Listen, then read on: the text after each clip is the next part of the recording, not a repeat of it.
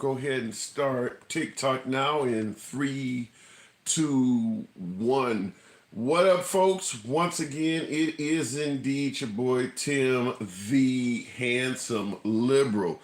If there is one individual that is often misinterpreted, often difficult to interpret, or that simply can confuse the listener, it is the one and only 45th Commander in Chief, President Trump. Today, we're going to be talking about a phrase that you're hearing virtually all over the left side of the news. And it is indeed being entertained on all the Sunday shows, up to and including a few right wing outlets are talking about it too. So, what I want to do, because I'm confused as hell on this, I want to come to the folks. Definitely wanted to come to the folks this evening because I want to get your opinion. I'm completely clueless on this. I'm going to plead ignorance. I want to get this from the folks. What is President Trump trying to say? What does this mean? You see on the monitor behind me, that is the phrase we're going to be talking about: poisoning the blood of our country. What does that mean? And before we entertain hearing what yours truly have to say, or me try to give it any kind of interpretation by, I want you to hear it from President Trump's mouth specifically, for those who may want to get a clear interpretation so that it is not misinterpreted. Because I'm trying to find out from you folks, what does this mean? You know, when they let, I think the real number is 15, 16 million people into our country, when they do that, we got a lot of work to do. They're poisoning the blood of our country. That's what they've done. They poison mental institutions and prisons all over the world, not just in South America, not just the 3 or 4 countries that we think about, but all over the world. They're coming into our country from Africa, from Asia, all over the world. They're pouring into our country. Nobody's even looking at them. They just come in. The crime is going to be tremendous. The terrorism is going to be, and then we built a tremendous piece of the wall, and then we're going to build more.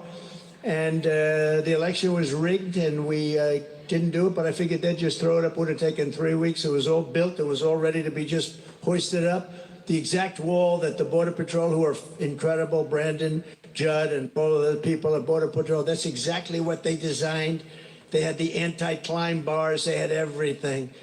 And you know what they did? They didn't want it to go up. They sold it for 5 cents on the dollar. Okay, as you see, it's a short clip. Stuff. It's now, very sad. it's only about a minute or so long. We're going to be entertaining quite a few different clips tonight. And as always, you know the program is, forever will be MAGA friendly. So understand, you don't have to agree with the host. Doesn't matter.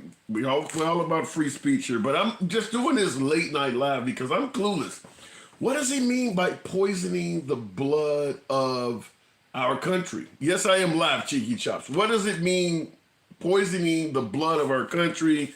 He talks about they're coming over here, they're poisoning mental institutions, prisons, terrorism. Can someone explain to me, first of all, what does the phrase poisoning the blood mean? I'm really clueless on that. Now, looking in the comments, come on, you know what it means. No, I want to find out what does it mean. The word blood, what is that referencing? I want to find out from you folks. Ginger, thank you for that snow globe. Very beautiful. Thank you very much. What does poisoning the blood of our country mean? Let me go straight to the box because I'm completely ignorant on this. We'll go straight to True Q. Good evening, True Q. We're talking about poisoning the blood of the country. Now, I may have to, you guys bear with me on TikTok. I may have to switch over to the Wi-Fi from the cellular because I think it's might be freezing up. Okay, True Q, good evening. Good evening, sir, and thank you for allowing me an opportunity to speak to you again. Appreciate it. We've spoken in the past, not the first time in your lives. Basically, it's just another dog whistle. Not dog whistle, I'm sorry, bullhorn. That has racial connotations. The context of it, obviously, he said it while he was focused on the quote-unquote immigration issue that he likes to exacerbate. But when you're talking about poisoning the blood, that's almost similar language to what many of the racists said back in the 60s as it relates to interracial marriages and interracial children. So, when you're looking at this old ideology of America was supposed to be this, I guess, pure white race or a country built for white people, and now others are coming in, it's going to cause some level of, i.e., if I can use his words, poisoning, which is what, again, he's, speaking to a specific group within his base so that he can continue the gaslighting, he can continue to throw out these tropes that we obviously know have a racial connotation, and so we can't ignore the fact that that's what he's doing. And the sad part about it is, even though he's doing this and admitting he wants to come back as a dictator, that we're going to ignore that and not think that he's already said he's going to deport people when he comes, if he gets back in office. He's going to do a number of things to realign, I guess, the country into the hands of those. But let me present it to you this way, because, for instance, on YouTube, one of the viewers is saying that it's getting bringing up racism, just trying to keep racism alive. Chicky Chops is saying it. It's so old to keep racism in the conversation. It's hilarious. Trump's a racist and all of this stuff. So because you're basically saying he is a racist, am I correct? Without a doubt. Without a doubt. So the bottom line is he interjects race into his speeches. So to tell us to ignore what he's saying, how can that particular viewer say, hey, listen, we're always trying to bring it in, but he's the one making the statements. So how do you, if you want to suggest that Trump is racist, how do you explain the literal fact that among Republican presidents of our lifetime, Trump has probably gotten more of at least the black vote, if not the Hispanic vote? Why is he doing so well among blacks compared to his other Republican predecessors if he is racist? Well, again, you can be racist and people can think that you still have their best interests at heart. The primary Republican tenet that most people gravitate towards is when they keep talking about what? Lower taxes. Yeah. If you don't touch my wallet, I'll follow you anywhere. And if we go back to that quote that I think was FDR said, if you basically give someone to look down upon, you can pick their pockets. And if you basically, and there's one other point to where they'll empty their pockets for you. And I forget the other half of that particular statement. But this is what FDR said. And basically, he's saying the quiet part out loud. I'm sorry, not FDR. It was Lyndon Johnson. Okay. I stand correct. And I see the comments. Somebody's pointing out, that Trump did things for black people. Like, for instance, someone said he gave us a $1,400 check. You do have a lot of blacks. Now, you mentioned that people think it's for their best interest. Huh? Didn't Obama give us stimulus checks? Did he? Obama? We didn't get stimulus during the recession. I don't remember getting it. Did we get a stimulus check from Obama? If I'm not mistaken, and I stand to be corrected we got one from Biden. We got one from Trump first during the pandemic. I don't remember getting a stimulus check from Obama. I don't remember that. What I will say is, regardless of who gives you a check, my thing is how did it impact the economy at the end of the day? Well, True Q. I agree with you that we need to pay attention to what impacts the economy. But if you give me a check, it impacts me directly. That's going to affect why people vote. I agree. Okay. I agree. And it will. But my vote's not for sale. That's the difference between me and most. Okay. I get it. But most of us, you start putting money in people's pocket, you're going to get some votes. I mean, I'm just saying. But I gave you $1,400. But then when I passed that tax break, your taxes are now going up every other year, whereas the permanent tax breaks are for the millionaires and billionaires. Yeah. So that they can write off their boats and planes and everything else. So yeah, you can I'll give you $1 today, but tomorrow I'm gonna end up charging you $2. Yeah, but people are suggesting that the economy under Trump, they could buy more with their money than they can now, and that's a problem.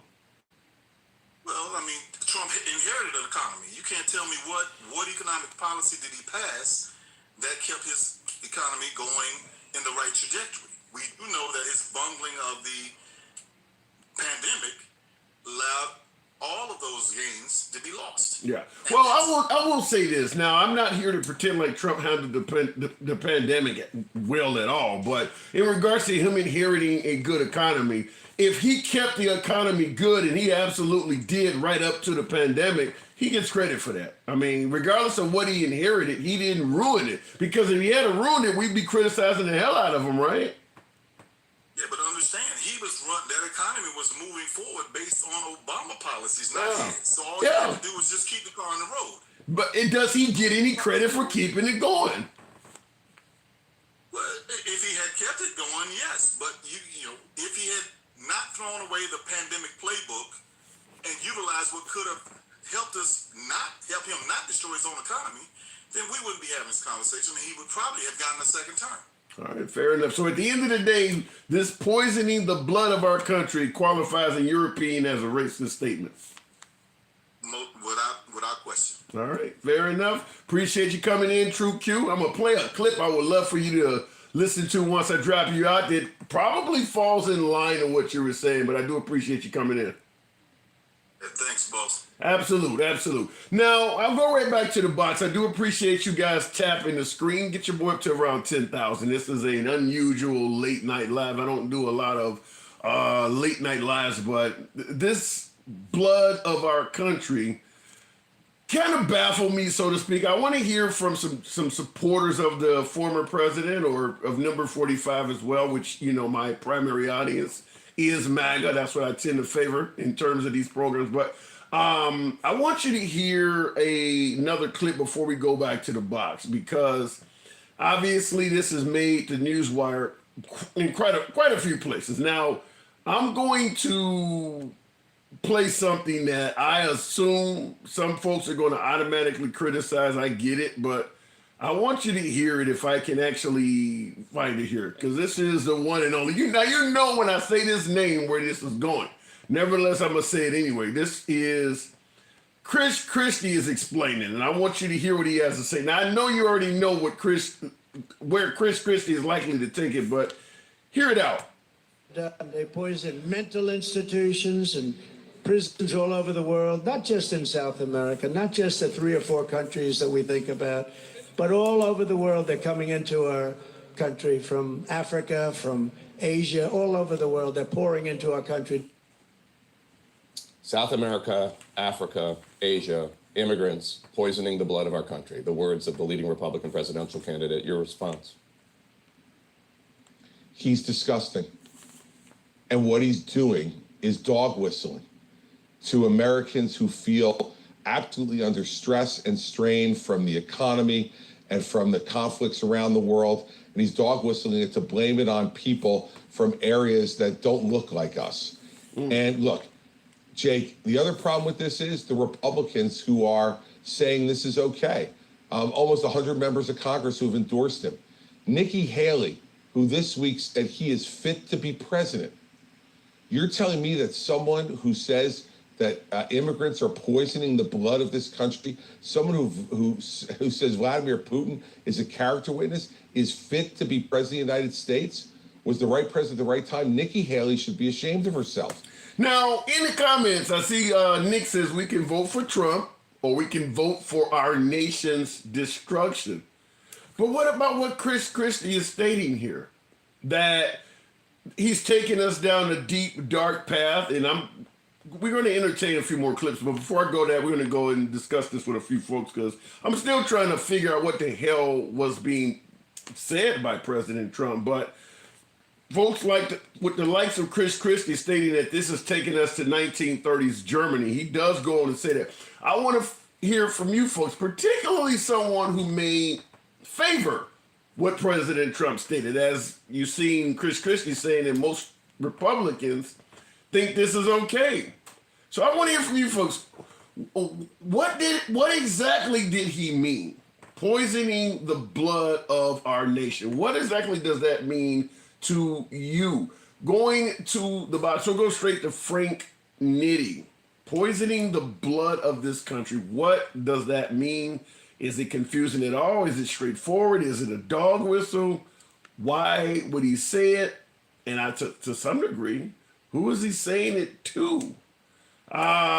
Looking in the comments, I don't know, the box is taking a minute to come up, but while it is, he damn sure wasn't talking about salmonella. I don't know what that means, Big Nasty. These presidents don't even help our own people in this country, but will help outside people. Do we want the presidents to help people in our country? I mean, I'm going to be honest with you. When Obama was pushing universal health care, there was a hell of a lot of people in this country that didn't want him to do that. That was going to help predominantly Americans. So you say these presidents don't help people in the country. To some degree, I wonder, do we really want them to help people in this country? The mustache man made a similar comment. Yikes. Yikes. I'll go back to the box. My last caller, for some reason, did not come up. Reverend Clown Whisper. What kind of a name is that? But we'll see what happens. Reverend, good evening. I'm having a little bit of trouble with my sound. I don't know if I'm going to be able to hear you. When I go on live, it turns way down. I was actually only queuing up because I wanted to mention the mustache man, and yes, he said almost word for word that same comment about poisoning the blood of our country, and he was talking about a religious group and the Jewish community. So you see Trump as taking this stuff from Hitler's playbook, like what my other caller said. You see that too? Well, there's one of us, either me or you, and I don't want to broadcast for myself, but there is a video about that. It's just a picture of all the quotes he has taken from a guy that wore a very small mustache in the 40s. And yeah, they're all verified. I didn't even believe it the first time I saw it because, people on both left and right can put out some ridiculous stuff. But I looked it up. Man, I researched that, and it was true. Every word of it. So what do you think he's doing? What do you think he's doing? Plagiarizing Mein Kampf or something? Well, I think he's read it. Yeah. I think that reports are that he sleeps with a copy of it on his nightstand. No way. No, don't say that. No way. Yikes. That was according to his ex-wife, so you can believe it or not believe it. It could be a hard feelings type of comment someone made. That's what she said. Damn. So that's not what I'm saying. I don't know if it's true or not, but she swears he has a copy of it on his nightstand. So let me ask you, in your own humble opinion, and we're just speculating, you don't think President Trump, if he regains the nation's highest office, would try to take us down any path like that, do you? Yes, I do, because there's two. The leaked documents from the Heritage Foundation. What is it called? Agenda? No. Yeah, 2025 project. Project 2025, and people are looking at that as if it's not true. It is absolutely true, and it was leaked by someone from the Heritage Foundation, and it was worked on by members of Congress. It's absolutely true. It's absolutely a plan that's in place to keep whoever is the next Republican president in the office indefinitely. This is not screwing around anymore. This is full-on fascism. They've been pointing at fascism for decades. It's gotten worse and worse and worse, and you have to believe this. This is not a made-up story. So why is it that, because this language is predominantly only coming from liberals. If Trump is a threat to democracy, why can't constitutionalists, independents, and traditional Republicans say it? I don't hear any of them saying this. Because they want to be elected again. The independents? the minute that these people, the minute that they come out and say anything against Trump or the party, they are labeled rhinos and primaried. Yeah. They will never be in power again, and they know it. I don't know what the answer is. All I know is, I did not want to vote for Biden the first time. I was dead set against it. I thought the DNC colluded against Bernie Sanders, and they did, as far as I'm concerned. They absolutely did. Did you vote for Hillary Clinton in 2016? No, I did not. I can't stand her. Who'd you vote for? Trump? But, no, I didn't vote. That was the only year since. How do you, now that we've had 4 years of President Trump, how do you feel about you folks like yourself, a lot of Bernie bros, choosing not to vote for Hillary Clinton? Are you happy? I just want to ask, are you fairly satisfied how that turned out? No, I'm not. I wish I would have voted for her. It was a big mistake on my part, and all I can do is apologize for not taking part in that vote. There's nothing I can do but move forward. And under Joe Biden, they act like he hasn't done anything. His projects are creating so many jobs, and they're going to continue to create jobs for the next God knows how long with the infrastructure bills. But personally, I have saved $268 every single month on prescriptions because I have Medicare, and because of the way they're able to negotiate it, and it keeps dropping because every time they start negotiating a new drug, the prices come down, and so you see Biden, at least from a standpoint of your prescription, you actually see Biden as creating some successes. You see him as a successful president. Absolutely, and I did not give him any credit. I was against him. I was wrong. I was dead wrong. Wow. Because I don't know if it's his old age or what, but I think he's trying to give back desperately, like to maybe right some of the wrongs that he may have done over the years. I don't know. I'm guessing, but he is. The progressives have been trying to get that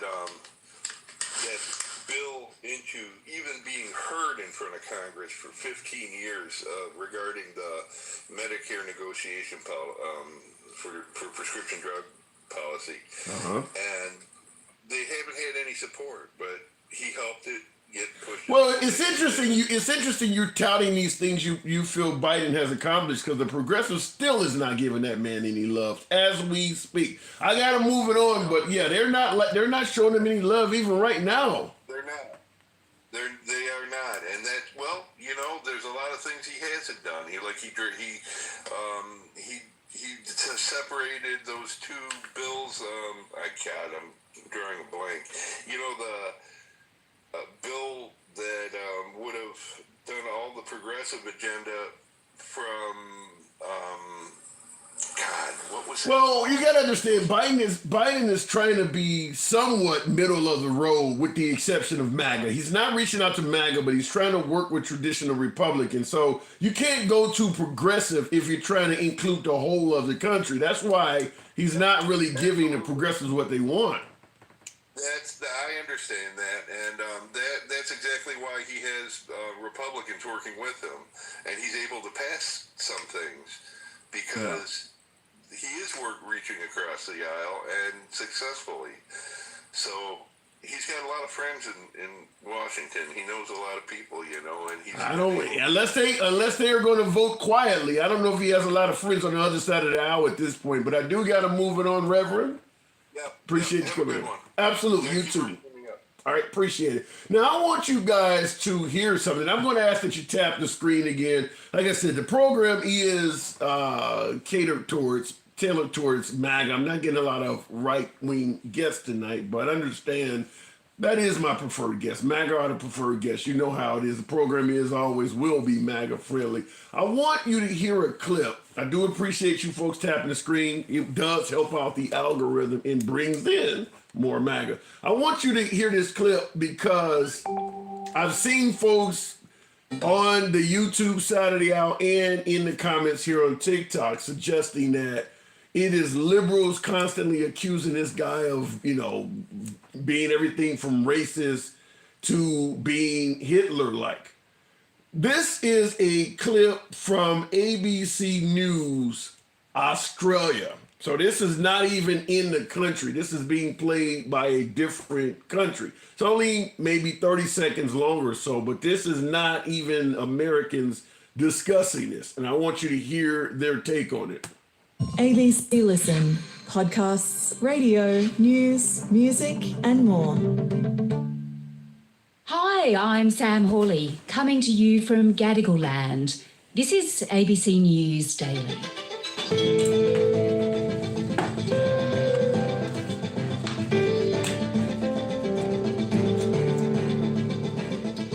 With just under a year until a presidential election in the United States, Donald Trump, who has a real chance of winning, according to polling, is shifting his language in a disturbing way.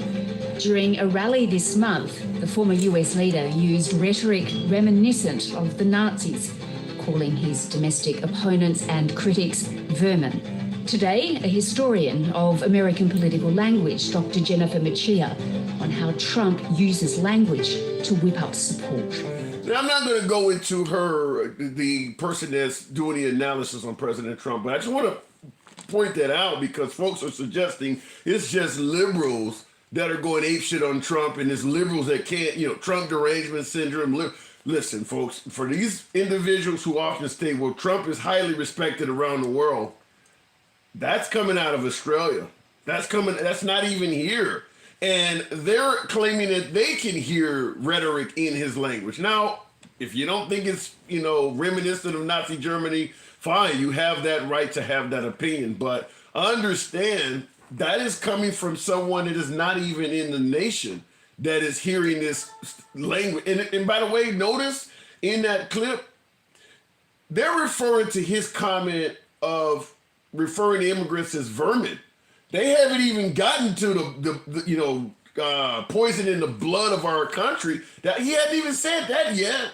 That part ain't even on there. They're going with the vermin comment. So they're already hearing it when he's referring to immigrants as vermin. He's poison. They're poisoning the blood of our nation. They're not even referring to that comment. I'm going to assume that if they heard that comment, that the immigrants are poisoning the blood of this country, it would probably take them even further. But they hadn't even got to that. They're on the vermin comment. Looking in the box, we'll keep it going because I want to know from you folks, what do you think this means? I'm probably not going to get anybody on the right because I haven't heard anyone on the right defend this. I have not, and I'm noticing in the program that no one on the right is even stepping in the box. Even, in fact, most of the comment section does not include anybody, so to speak, locker room talk. It was a joke. I'm not hearing any of that. I'm not seeing anybody even on the right defending that comment, probably because, as my last caller stated, it mirrors Adolf's comments so closely that it's probably difficult to try to spin it in a different direction. All right, we'll go to Keisha Blue. Rainey, I do see that. Good evening, Keisha. Who is Takesha Blue? What does that say down there? It's buoy. You expect me to pronounce that shit? What the hell is a buoy? It's French. It's buoy. All right, I'm black. I don't know that shit. All right, Takesha. I said pronounce it right, liberal. Buoy. Thank you. All right, okay. You from France? Listen. In 2009, Obama gave out $250 checks to people that want Social Security, so that's probably why you don't remember. Okay. Get one. All right, fair enough. All right. Yeah, he did give out some money out of stimulus check. You know what he was saying. I'm asking you. It's a racist comment like everybody said. But what I'm trying to figure out is how you gonna make a comment and you just sit up here and integrate it with a immigrant yourself. Who is You that? got a whole child with her. Who the hell is that? You got a whole child with an immigrant. Who is that? Trump. Melania. Who? Melania. Oh, okay. She an Yeah, that is true. Okay, didn't he mate with her and get a baby? Yeah, yeah. So you poisoning the blood of the country, Trump. Oh, but listen to what he stated though. South Africa, I Africa. know what he said. He Yeah. talking about, listen, he talking about mixing. Talk about who? Mixing? Interracial marriage, interracial. Yeah, because he pointed to. I hate to, brown and Asian countries. Everything he said he didn't say not one single European nation. He talked about South Africa. Yeah, so Let me say this, Hansel. For the people that don't believe that Trump is a racist, it's either two things. Either they are racist or they don't think racism exists because they're not the color that is being that racism is going against. That's why they don't believe it. I'm surprised at the people that still say that there is no racism in this country. Well, wait a minute though. A lot of folk, I don't think there's anybody that doesn't believe racism exists because they're saying that Black Lives. Hang on. They're saying that Black Lives. Wait a minute. They're saying that Black Lives Matter, Al Sharpton, and Jesse Jackson are racist all the time. They believe racism exists. That's why when they made the slogan Black Lives Matter, what they should have put on the end of matter is TOO. Yep. Yeah, I agree with that. And then nobody can say that the slogan is racist because basically they act like they don't understand what people are saying. But if you make it plain and clear and add two at the end of TOO, then you don't have an argument. You can't just jump in and say all lives matter. Because basically what we're saying is this: stop acting like ours don't matter because it does too matter, like you think yours matter. I don't think, in my humble opinion, after seeing what happened with Hands Up, Don't Shoot, and I Can't Breathe, I don't think if you had to put TOO, that would have made a difference. They would have just came up with a different reason. It doesn't, but I'm just saying, just so to shut them up, just put TOO at the end. All right, so Black Lives Matter 2. All right, fair enough. So you see this definitely as a racist comment. What about the notion that maybe Trump isn't racist but is willing to cater to folks that are if they'll vote for him? No, he racist. Folks are saying that he hung around black folks. I got folks saying he even had a black girlfriend before. Listen, just because I got a Puerto Rican boyfriend don't mean that I like all Puerto Ricans. But you're talking about not liking essentially the entire black race. You think Trump looks at black people and look down on them? I do. And what makes you say that? I think he hung around those black people just to help him push him with his success. I don't think he was so in love with black people because if he was, he wouldn't have did what he did to black people. He was still talking about the Central Park Five after he had hung with black people, after he had sat on the stage with Oprah Winfrey, and they were such good friends, and then you still came out and accused those boys, and when they were exonerated, you still said that they did something. Come on now, him. Takesha, there's a lot of black folks voting for Trump. In fact, the numbers supporting Trump among African American men in particular is growing. Why do you keep believing those polls? Because there isn't one that's saying the opposite. Even the liberal polls. Why do you keep believing those polls? Well, let's take the last election. The 2020 election, he still got more of the black vote than the likes of Romney, McCain, George W. Bush. He is getting black votes. And Biden got 95% of the black vote. Now what? Well, now what? Well. Let's be serious. Let's be real. It's the black women that are voting for Trump. Voting against Trump. Okay, but still, it was 95% of the black vote. Oh, okay. Did he get? Stop trying to give Trump all this black folks credit. Wait a minute. You're saying that Trump only got 5% of the black vote? What I'm saying is this, handsome. Trump, y'all listen. Right now, you saying that all these black men are going towards the Trump train. That what you saying? I'm saying that more black men are voting for Trump than they voted for Trump in 2020, that voted in 2016, that voted for Romney, McCain. But yeah, the number of blacks voting for Trump, black men, it ain't anywhere near 50%. I get your point, but it is increasing, is what I'm saying. And because you all are ignorant. You are. Explain. Black men are very ignorant, and we black women have to save y'all a lot of the time because y'all don't have common sense. I'm just going to be honest, y'all don't. Okay. Y'all don't have common sense because y'all don't think with the top head, y'all think with the lower head. And that messes y'all up every time. Why would we look at Trump and think with the lower head? I don't understand that. Let's look at the Django movie. Y'all just worried about y'allself. Y'all not concerned about the community. Y'all just concerned about self. And if y'all can get ahead, if y'all think y'all can get ahead and vote for Trump, that's what y'all gonna do. And in the end, y'all just be looking just as silly. And then here we is, got to put our Superwoman cape on to come in here, swoop you up and save the day. Bless your little hearts. But listen, Go ahead. I want to get on you about something. Somebody told me today that you laughed at a joke that a man made about when you talking about abortion today. Don't do that no more. What was the joke? When they said a man said something about would tell the women to stay out the street. It was Takesha. Listen, I can't have a program. It was funny. It was funny. Listen, get off the camera if you're gonna laugh, but don't you sit up there and laugh because that's shaming women. Don't do that. Takesha, you gonna listen? You gonna tell me? Where you live at? I'm in the Midwest. I'm coming where you at? 'Cause I don't have enough. Wait a minute, hold on. This is where you and I certainly have a difference of opinion because even though I tend to lean left, I'm not a big fan of cancel culture. Where we've gotten to the point where women joke about dudes' height, penis size, bank accounts, you name it.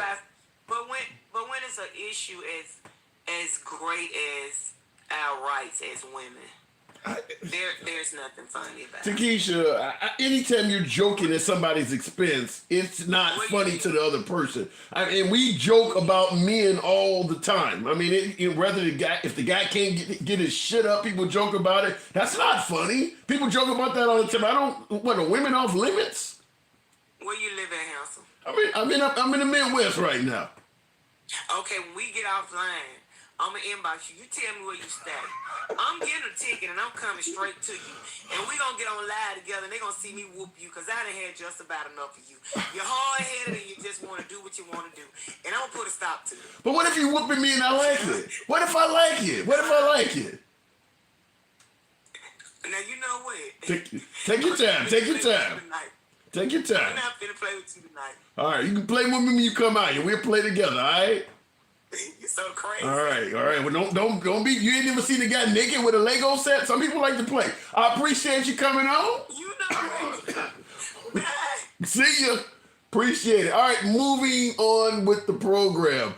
Takesha comes hard. Listen, Takesha, hey, she stands her ground. We like that.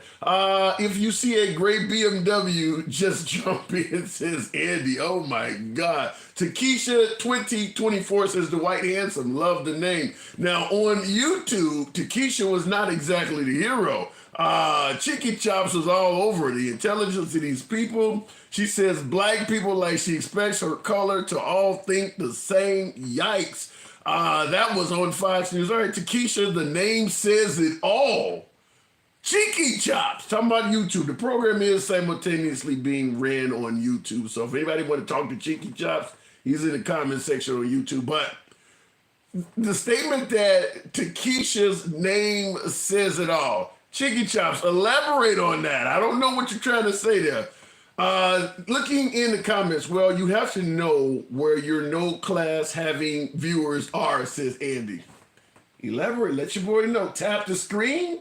I don't know. It's a late night live, so I only got a couple hundred of you in here, but definitely tap the screen. Certainly, perhaps we can bring a few more folks in. I'm not getting any MAGA in the box.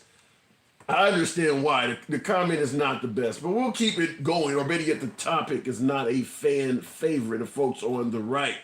But we'll keep it on. We'll keep it going. I'm asking, what does it mean to poison the blood of our country? Rainy Kane, good evening. Hey, Tim.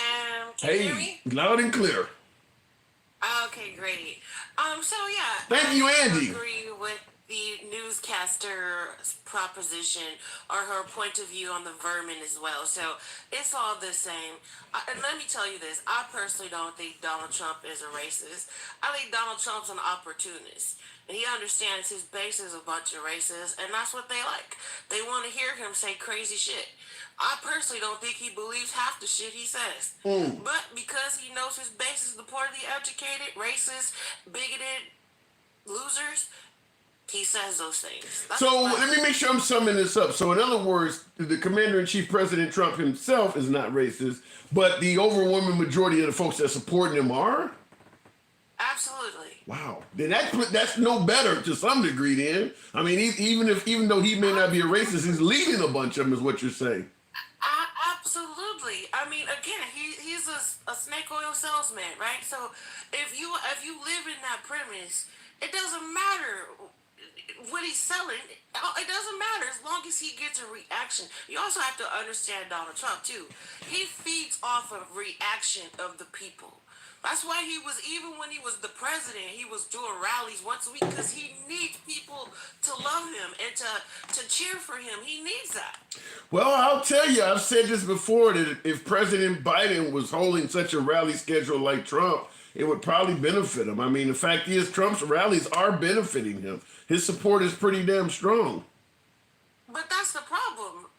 Before Trump, there was nobody hosting rallies like his 4th of July. Nobody was walking. You know, this isn't normal. Like, I'm sorry, we're not gonna just because Donald Trump likes rallies, everybody else should be doing rallies. I don't agree. Democrats, we don't go to rallies. We're not sycophants for politicians. We elect you to do your job, and we go to fuck home. You know what I mean? That's what we are on the left anyway. I'm a proud Democrat. I have never owned a piece of political wardrobe, and I thought Obama was the best president besides Clinton. I've never owned nobody's freaking political wardrobe, hats or T-shirts or any of that. I don't know. That's not something we do. But you didn't have an Obama shirt? I certainly had some. You didn't have any Obama clothing? Sure didn't. Really? I sure did not. No, Okay. sir. First black president, nothing at all. I had no Obama nothing. Okay, I was living in Australia at the time. I kept the newspaper when he was elected. That's about it. Okay, I was actually living in Australia at the time, and I was wearing that Obama wins shirt over in that country. They were, it was amazing. Australia was quite happy when Obama ran, when he won rather. But I definitely had. Because he was decent. It was a proud moment for the world that America had elected a decent human being. Like, the whole world is like, gosh, damn, how is Trump fucking leading in the polls? Again, I don't believe these polls. I think I was on your live earlier this morning and I couldn't get on because, yes, you are so popular in the daytime. But I really believe this abortion shit when the Supreme Court takes away the abortion pill next, because that's in their real house right now, when they fucking strike that down, it's a wrap. Republicans ain't winning jack. And I hear Kellyanne Conway, literally the architect of Trump. She's kind of like the Karl Rove for Bush. She's even on the floor saying that they need to back off of that contraceptive ban. By the way, Tammy, thank you for the snowman. Appreciate that. Now, in regards to what you and I are talking about, Rainey, D. Gomes in the comments says Dems equal riots, Republicans equal rallies. How do you respond to something like that? January 6th, what would you call that? A terrorist attack? It was a love fest. That was a love fest. Trying to overthrow the government because your guy lost? I mean, if you want to talk about Democrats or whatever, I don't even call them Democrats. Half those people in the BLM don't even vote. Half of them don't even participate in the voting schematic. So I'm sorry, I don't even know why I'm trying to justify that. But you're making a great point, because you often hear folks conflate Black Lives Matter with the Democratic Party, and that's a good point. Most of the folks that rioted and looted, they're not showing up to vote in elections. I mean, a lot of them probably got felonies, the ones that are rioting. I mean, they're not showing up to vote. That makes a good point. Yeah. Exactly. I also wanted to say, God, you made me forget. I want to say something else about Joe Biden. And I like the other caller before your last one, even though I thought she was great too. The caller before that, was talking about Biden. I just, again, if people actually understood what that man's been doing, people would, if they woke up to see what was actually going on, they would be very surprised. Very surprised. This whole Israel shit, he's lost a lot of support, obviously, from the young people. But again, the young people haven't been where their own country is at war. They don't remember Yeah. Afghanistan, Iraq, the Gulf War. They don't remember all these other wars. They don't know anything like that, right? I don't disagree with that. I don't disagree with that, but I'm kind of torn. What happened on October 7th was obviously awful. Hamas was completely wrong. But I think that what Israel is doing now, even though they're suggesting it's self-defense for what happened, for them trying to eradicate, all Jewish people, I believe they're just getting revenge. Hamas went around indiscriminately killing Jews, innocent folks, and I believe there is no shortage of folks in Israel that support for revenge, go around and kill some innocent Palestinians, and I believe that's what's happening.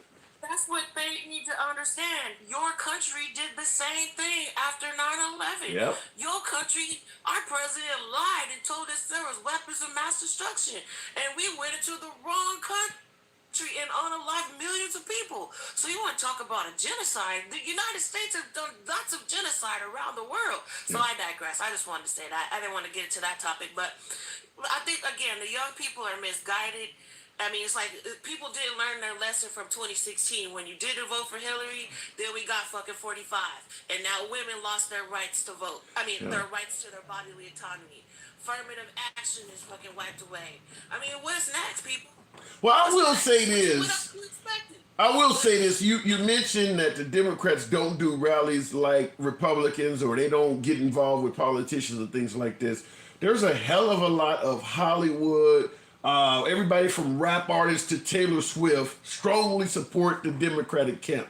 If the young people are ill-advised, they need to start employing some of these folks to go out and talk to young folks, the people that they idolize, because right now there's no enthusiasm for President Biden by the under 30 crowd. They're just... I agree, but that's the beauty about what's happening right now. I'm glad this Israel shit happened this year and not next year. So I think, again, Joe Biden will start running for doing his campaigns in like May or something next year. It'll be around May time. He don't gotta compete with the Republicans. They're trying to nominate their own person right now. He doesn't need to he's the president. He's gotta do his job. I think all he needs to do is legalize weed, and man, he's got it in the bag. It's crazy. Why hasn't he done that already? I think he's waiting until next year. I think that's gonna be October surprise. October surprise. October. Old man Biden got it up his sleeve. But I know you got other callers. I love you. Have a good night. Feeling is mutual. Good talk, Rainey. Looking in the comments, Israel stuff is a distraction because the left can't fund Ukraine anymore. That's not true. Outside of MAGA, and I haven't been fortunate enough to speak to many folks on the right tonight because the topic is not necessarily a fan favorite, but I understand the program is and always will be MAGA friendly, even though I can't get you on tonight. But in regards to Biden not being able to fund the Ukrainians anymore, that's not necessarily true. I'll tell you this. Outside of MAGA, all the traditional Republicans are in favor of continuing to assist the Ukraine. All of the resistance is coming from the MAGA side of the Republican Party. Everybody else, all the liberals, most independents, and up to and including the traditional Republicans believe that we should be still assisting the Ukraine.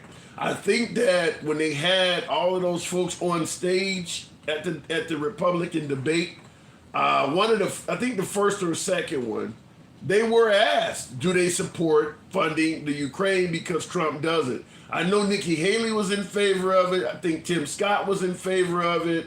The former North Dakota governor or whatever who was running at the time, Mike Pence, was in favor of it. Chris Christie's in favor of it.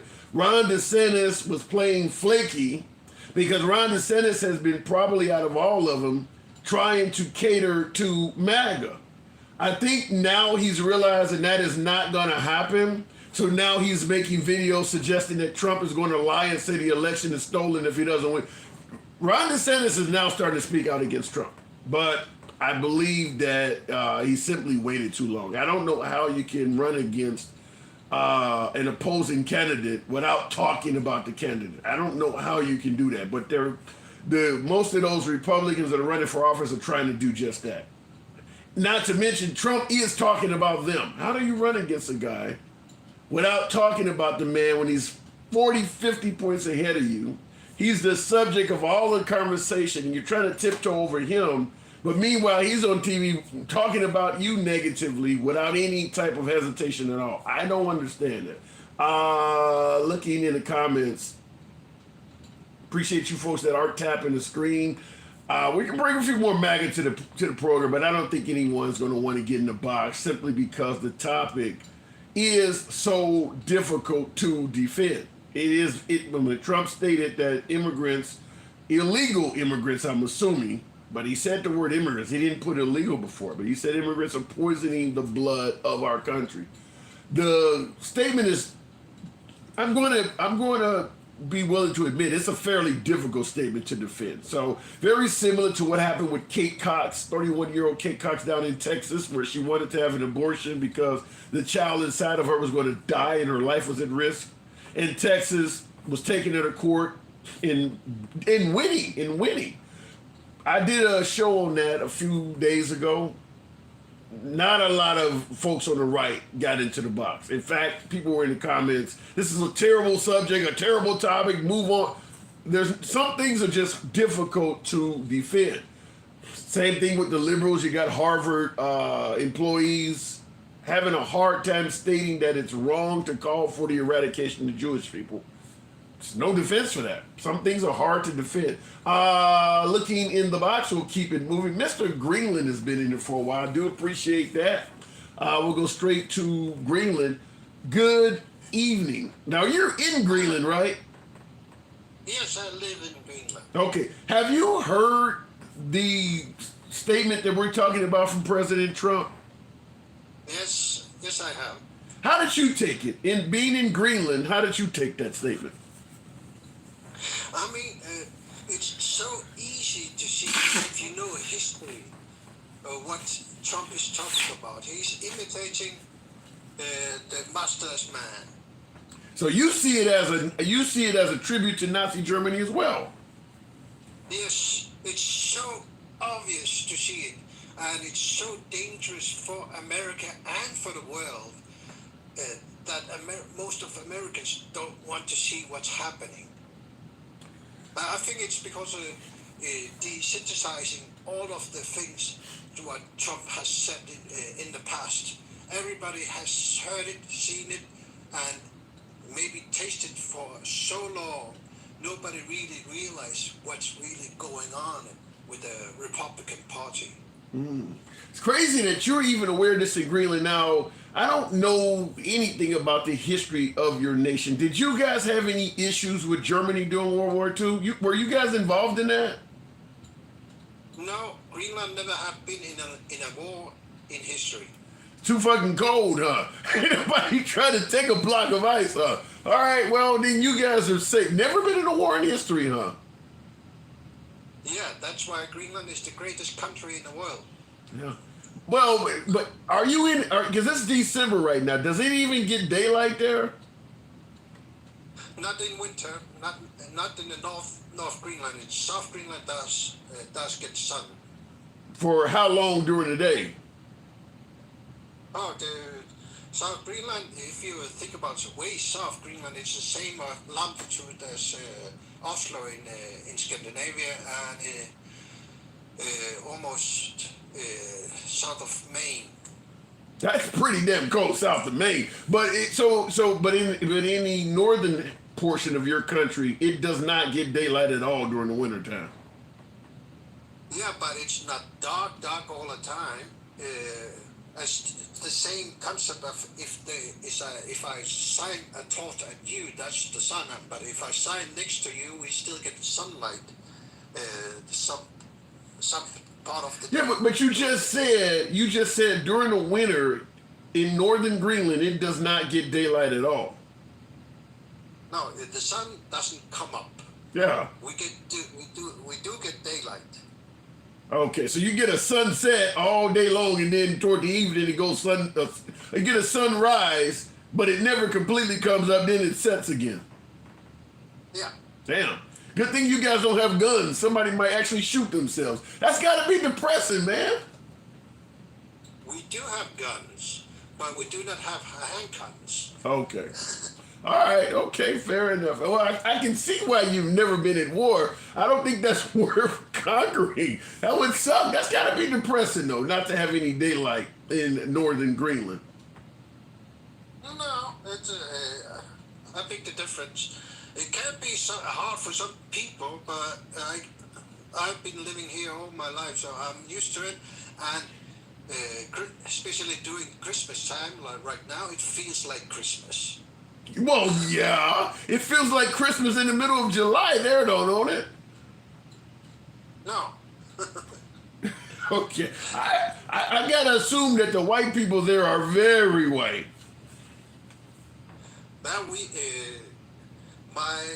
Now my complexion is very white. Yeah, you're translucent. I can probably see what you're thinking. It's so bright. You probably so translucent. I can probably see what you're thinking. Yeah, but if I get sun, I get brown, really grizzly, but in my hands and my face, but my body gets red. Okay. So in regards to the actual topic, though, does this make your news at all when Trump says something controversial like that?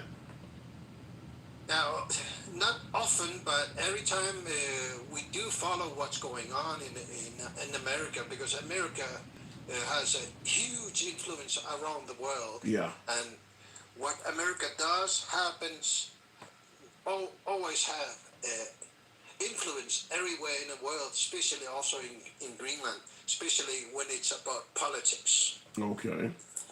So how do you guys favor Biden versus Trump at all? I mean, if you're paying attention to U.S. politics, do you guys have any wish that one of these guys would prevail? I mean, did you see the world as being better off under Trump? There was not a lot of military conflicts. A lot of folks bring that up. Or do you feel the world is better off if the United States is being led by Biden?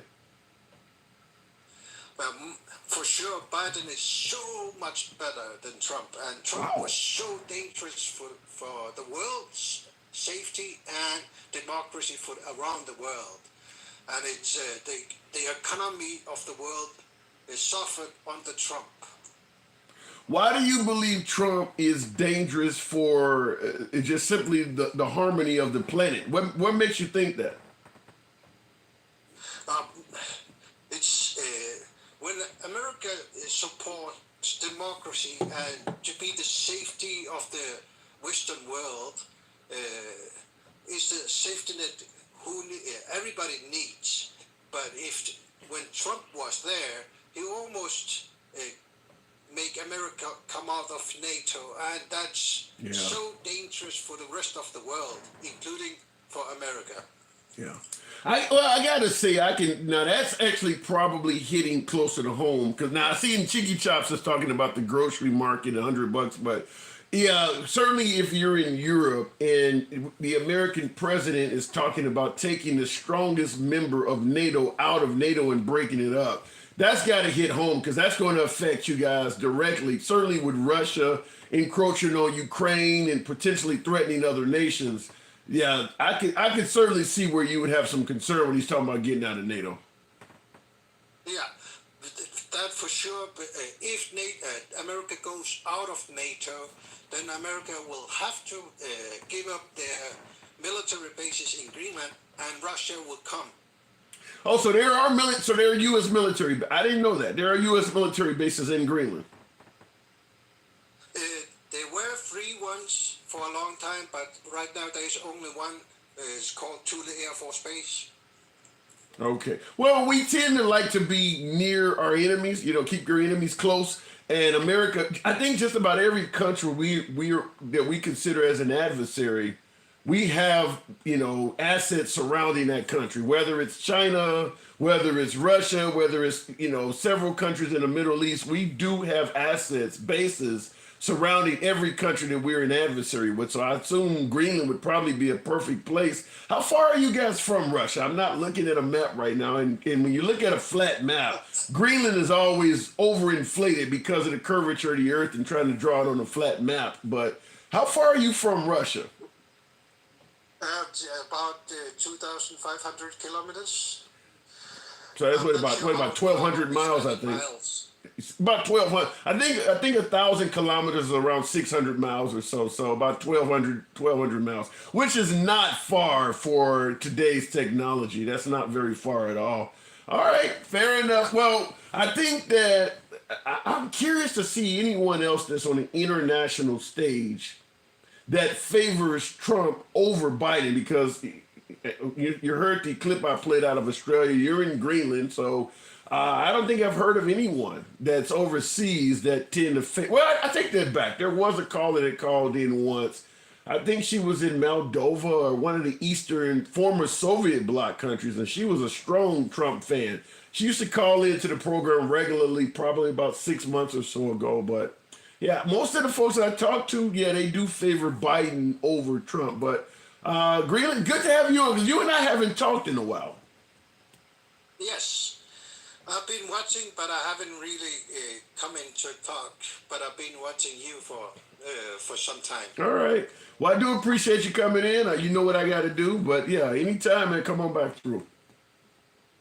All right. Thank you. Absolutely. And looking in the comments, what is the last time other countries sent billions in aid to the homeless? Wait a minute. What is the last time the country sent billions in aid to the homeless here or minimum wage workers? Crickets, but everything someone needs help, we are the first. Well, I think here's the issue. That's a comment coming from YouTube, and I'll go back to the box. But in other words, why don't we take care of folks here as opposed to being the first to help other nations? I say this every time that comes up.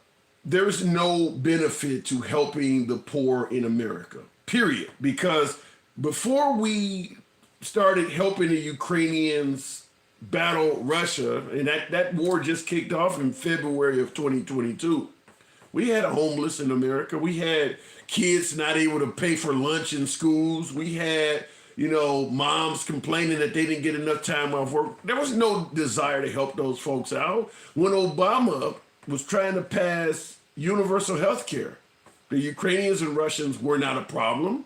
There was no money going to the Ukraine then. There still was no desire in this country to help out other Americans, because make no mistake about it, Obamacare, you talk about America first, overwhelmingly, the people that are going to benefit from universal health care are Americans.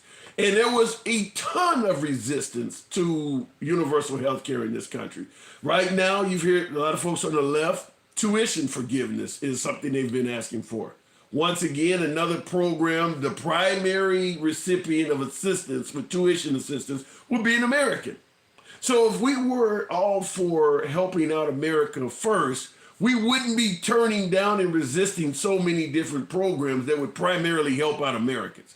The point I'm trying to make is, if you don't want money going to the Ukraine or going to some other country, we can speak out about that. There's no problem. And I can understand why you may not want money going to that country. But let's not pretend like if the money stayed here, we'd give a damn about the poor. Because we haven't been doing it before the money went overseas. We were not doing it. Like I said, Obamacare is a perfect example. Overwhelmingly, everybody that would be helped out by Obamacare would be Americans. And if we were, who's going to pay for it? I don't want my tax money to pay for it. You go get a job. Nobody was in favor of doing that. Nobody was in favor of doing it. There was no Ukrainian money at the time. We had the money, and we didn't want to do it. So yeah, I don't buy the notion that we need to stop sending money overseas and help out Americans first. We can talk about not sending money overseas, but we're not going to help out Americans. I mean, you got folks that don't even want to increase the minimum wage for people who go to work every day and actually earn the damn check. Help out Americans, I don't see any love for it. Going back to the box, we'll go straight to Mr. Caruso, talking about President Trump's poisoning the blood of our country, asking, what does that mean? MAGA can't contain all this free knowledge. Well, what if MAGA likes being educated as well? I mean, what if, Mr. Caruso, good evening. How you doing there, Liberal? I'm doing good. So, when you talk about Trump not saying the right thing during this immigration comment he made, he said it plenty times before. He wants people to come here legally and go through the process. So then it's quite obvious who he was talking about. He's talking about the illegal immigrants. Then I want you to hear this. I don't think you were here earlier, but I do want you to hear this, and you give me your take on it. And this is exactly what you just stated. It's a minute long. It's Trump saying this, and we're going to talk about it because you talked about illegal versus legal immigrants. I want you to hear Trump say this. When they let, I think the real number is 15, 16 million people into our country, when they do that, we got a lot of work to do.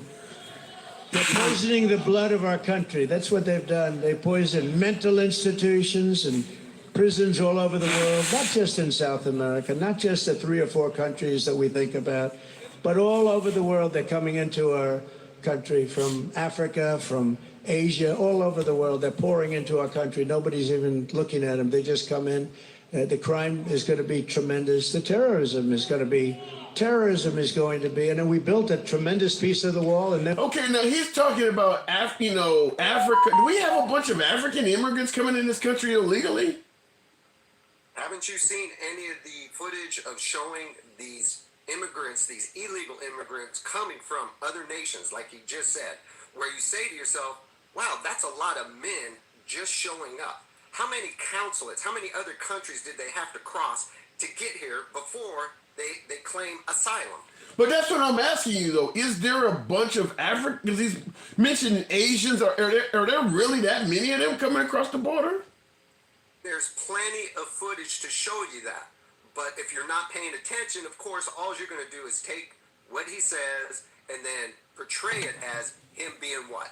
Racist or a bigot. Okay. Well, are there no Europeans coming at all?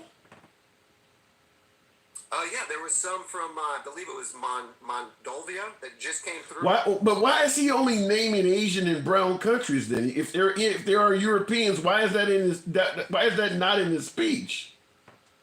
Okay, so he's generalizing. What is? Well, he's skipping over. If we're going to defend Trump and say he's not racist, then his statement should be inclusive. He's literally skipping over immigrants from white countries. Come on, liberal. We all know that the vast majority of the illegal immigrants that have been coming through have been of some type of Hispanic, Latin country. Agree or disagree? Agree, but if we want to say wait a minute. If we want to say the vast majority, then why are we bringing up Africans and Asians? They're not vast majority. Because just as you just said, you didn't even know about it. So now he's bringing it up. So now you know about it. I didn't know about the Europeans either, though. Why weren't they brought up? You know what? That's a question you have to ask him. Okay. Well, the only reason why I'm saying this is because if we're going to say that Trump is or is not racist, the fact that he's mentioning all this and skipping over Caucasians, if we have an immigration problem, and as you point out, some Caucasians are part of it, why isn't that coming up in the speech? That's a legitimate question, isn't it? Okay, so what is it that he would need to say to satisfy what you want to hear? Moldovians, throw that in the statement. You mentioned Asia, you mentioned Africa. Why not say Europeans are coming too?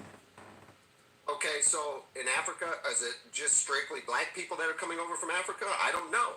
There could be some white Africans coming over. I mean, I understand what you're saying, but you have to understand what I'm saying as well, that if there are Europeans, and I watch a lot of right-wing media, I don't see a hell of a lot of immigration issues showing a bunch of white people coming in from there. Ukrainians white? Are Ukrainians white? Yes. Are Polish people white? Yes. Okay. How about Armenian? Yes. Okay, they've been coming too. I don't hear folks on the right complaining about Armenians and Polish people, though. It's part of the group. So if he didn't specify, then look what happens. Now you get to classify and label him as Hitler-esque because he didn't say it. Well, it ain't, but let me say, in regards to labeling Trump as Hitler-esque, folks in other countries, I played a clip earlier, even in Australia, they're hearing Hitler in his statements. Why is that? Well, just as we have extreme leftists in other parts of the world, there's extreme leftists also. Yeah. So you don't see any reference at all to, because what does poisoning the blood? What does that even mean? Well, if you think about it, when was the last president that came out and said he wants to put the American people first and then actually did it? It's never happened, including Trump when he was in office. It's never happened. Okay, because once again, he gets painted with a broad brush by so many news outlets, so many big tech companies, and universities as being what? A racist? That's all you hear. If Trump wasn't president and it was another Republican, the left would be saying the same thing about that person, whether it was Mr. Caruso, I agree with you 100% that, liberals often paint folks on the right with a broad brush and call them racist. But you don't see the same thing in the term socialist. Every liberal in existence is a socialist or a communist or a fascist or a Marxist. Painting people with broad brush, that's just politics. Okay, so you just had previous people on. You had the lady that sounded like Aunt Esther from Sanford and Son, 619. Okay, look at how she just right off the bat came off. I mean, come on. You're telling me when I listen to her, I hear racial tones in her voice.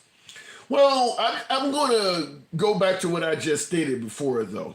You can't complain about folks broad brushing Republicans as racist when Republicans are broad brushing everybody else as socialists. Do on to others. You know what that means, right? Exactly. Okay. So both sides are doing this stuff. It's just the folks on the right, well, don't call us racist, you socialists. I mean, if Hillary Clinton is not a socialist by any stretch of the imagination, yet that's exactly what she was being called. So I hear your point, but your party, including Trump himself, Trump does it. So what can you say? I mean, that's what happens. Okay, once again, when you have so many, when you talked earlier about the Trump rallies, why did he have so many rallies? He has no other avenue to get his voice out other than his rallies. You got to be kidding me, right? News. Other than that, all those other news outlets, when he goes there, they try to destroy him constantly. Well, let me respond to that by simply saying when Trump was running in 2016, former Arkansas Governor Mike Huckabee even stated, I could have won the presidential election if I was getting so much free airtime like President Trump. When he ran in 2016, every media outlet in existence was putting a microphone in his face and letting him talk for free as much as he wanted to. It wasn't until he started bashing. You think CNN is going to put him on TV when he's doing nothing but bashing the network? I'm sitting personally at a Trump rally 2 months ago. And he is on stage bashing CNN and saying, I bet the cameras just turned off. Now I'm looking at the guys behind me. They're all on stage behind me, aiming the cameras at Trump. Ain't nobody turning their cameras off. They're feminists. So Trump is bashing these folks and saying all kinds of awful stuff about them. That's why he's not on the media as much anymore. He's really attacked a hell of a lot of media personnel. But when he ran in 2016, they were putting that guy, even MSNBC was covering his rallies. So I think to some degree, we're excluding the fact that Trump has bashed a lot of people. Trump equals big advertiser dollars, no matter what the network is. Yeah, true. They all want to have him on because the advertisers are telling them these are the big money guys, not the news guys. They say, put him on, ratings go up, we sell more products and services. That ain't happening anymore. But Trump, I don't think that's happening anymore now. If you put Trump on, you may lose advertisers. I think that day is the sun is set on that. But I do agree with you. In 2016, he was a ratings bonanza. I don't think that applies as much in 2023. Well, look at how many guys like you are talking about Trump on whether it's YouTube, X. He's getting out there regardless. Thank you very much. You're still helping them just by what we're talking about right now. Yeah, well, but I mean, they're still talking about Hillary Clinton. They were talking. Trump was most of Trump's rallies throughout his first term. If he gets a second, but throughout his first term, he was constantly talking about Hillary Clinton. I mean, so I get your point, but it ain't like that doesn't happen from the other side as well. I mean, even when I went to Trump's rally a couple months ago, Hillary Clinton's name was coming up. So, listen, people talk. What's his path now? Is his path easier in 2024 than it was in 2016? I believe his path in 2024 is significantly more difficult than it was in 2016. First, he got to deal with the courts and beat all of that stuff. Next, he actually, as Chris Christie pointed out, and I know there's no love for Chris Christie, but as Chris Christie pointed out, he now actually has a record, whereas it was more of finally we get a different guy, an outsider, a businessman, not a typical politician. Let's give him a chance. We're tired of typical politicians. He now has a record to run on, and it's not all positive. We can talk about the economy. For instance, Roe v. Wade. You can no longer say that's a liberal fantasy. It'll never get overturned. So I think his path is far more difficult now than it was 8 years ago. Well, once again, he's running. He's Yeah. running on what most people are running against, but yet it's still resonating. What do you mean by running against? You said most people are running against what? What he's running for. He wants to go back to what he wants to finish what he did in 2016. But he's getting labeled and categorized as what? A racist, Hitler-esque, job killing, taking veterans' benefits away, you name it. Everything that didn't happen during his presidency, they're saying because he didn't want to do it. But Well, I don't remember. I agree with you that people are going to give President Trump extreme labels, but I got folks saying that if Biden gets elected, it's going to be the end of the world. I mean, when Obama got elected, if he gets elected, we're going to turn into socialist Greece. At the time, Greece was doing, now it's Venezuela, but at the time it was Greece. Everybody gets painted with that type of broad label. That's not unique to Trump. And by the way, as I pointed out earlier, Trump is sometimes the main person painting these broad labels on people. He does it himself. He's doing exactly what's being done to him. And that's the part that Democrats don't like, is that prior to Trump running, Democrats used to run over Republicans with this same type of MO that they're doing right now. And he's fighting back, and all the news networks, the liberal commentators, such as yourself, you're pretty fair. I do give you that. You are pretty fair on both sides. Appreciate it. But, when you get some of these left liberals, you do have to agree that they are constantly saying the same thing. And it just, okay, what Trump says might not sound good at times, but the policies that he had do resonate, and they do resonate pretty deep, even within the black community. Do you think his policy of returning abortion rights back to the states, you think that's resonating with the black community and women? Each state needs to make their own decisions. That ain't what I'm asking you, though. I agree they need to make their own decisions, but do you think that is something that most women and blacks are favoring, returning this to the states? Do you think it's resonating with them? You know what? It depends which state you live in, I guess. I don't see any of the Republican states that put it up for a vote where it did good. It even failed in Republican states. I mean, what state do you think it's resonating in where you feel that most voters are fine with some of these really tough anti-abortion laws? Well, these tough anti-abortion laws have nothing to do with what you and I go through on a day-to-day basis. How does it affect? It affects a super minority of people. Do you agree or disagree? I agree 100%. And I will raise you by stating the notion that you or I could identify as a woman and play for the opposite team, that is even more rare. And look how many people are uproars about that. That is even more rare. Yeah, it's a tough one. There's no doubt about it. But no woman's rights have been 100% taken away, have they? No, but even if it's 20% taken away, they don't like it. I mean, you keep in mind the liberals are talking about banning high capacity magazines. That's not 100%. You're still pissed off about it. You don't need to take away 100% of their rights to get them angry, do you? Well, yeah, but you know what? Look at this. Abortion came about, what, roughly in the early to mid 60s? Is that right? Right. Okay. Do you know how many abortions have been performed in the United States since then? There's about 500,000 to 750,000 performed every year when it's legal in all 50 states. If we go from back then to now, it's been roughly 69 million abortions. Okay. That's 69 million future tax-paying Americans. That is 69 million that you got to replace. Hence, why are we having all of these illegal immigrants just flooding through year after year through every administration? Got to replace what you murdered and killed. I get your numbers. However, you can't just try to replace the population by forcing women to have children they don't want. That's what I mean. You're saying that, look, if you guys would just bring these babies to term, we wouldn't need to bring immigrants over here. What about the input from what about the input from the actual mother you're making do this? I think every circumstance needs to be evaluated. Some women should not use abortion as birth control. That's one thing. Okay. Agree or disagree? But I can't tell her what to do. I don't know if I agree or not. I can't tell her what she should do. Okay, but she can tell the father of that child, hey, I'm going to give you the opportunity to be part of that decision. Shouldn't he be part of that decision?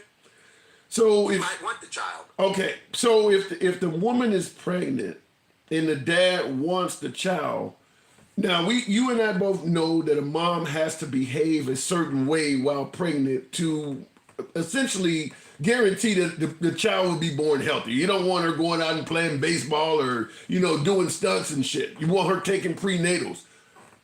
But if she doesn't want the child, you gonna force her to do this stuff? Once again, we're getting it into a spot that's going to be continued debate probably for the next 10, 15, 20 years. It's going to be, it's not only going to be continued to be debated, it's going to be adjudicated, because if a woman is pregnant and we've already deemed that the baby is an actual human at conception, anything she does that can be deemed as irresponsible that led to a miscarriage, she could be charged with murder for that. I often use this statement. Let's say a woman boyfriend was going to take her to Disney World.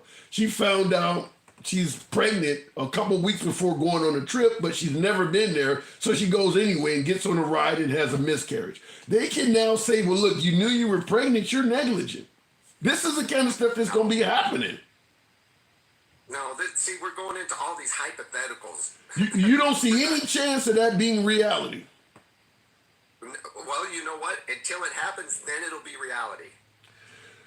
I think it already has. You got a woman now that is being charged with desecration of a corpse because she miscarried at home. I think it's already happening.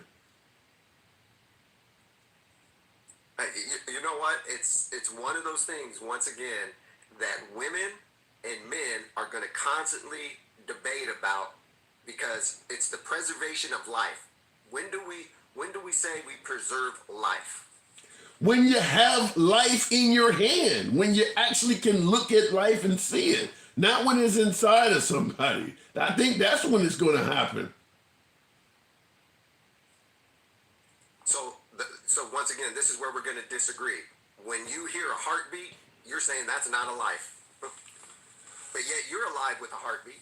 Yeah, but I can breathe. I can talk to you. I can open my eyes. You can see me in front of you. I'm not inside of something where I've never taken my first breath. Well, okay, so then this is where we're going to start disagreeing at, where life starts. So let me ask you this question.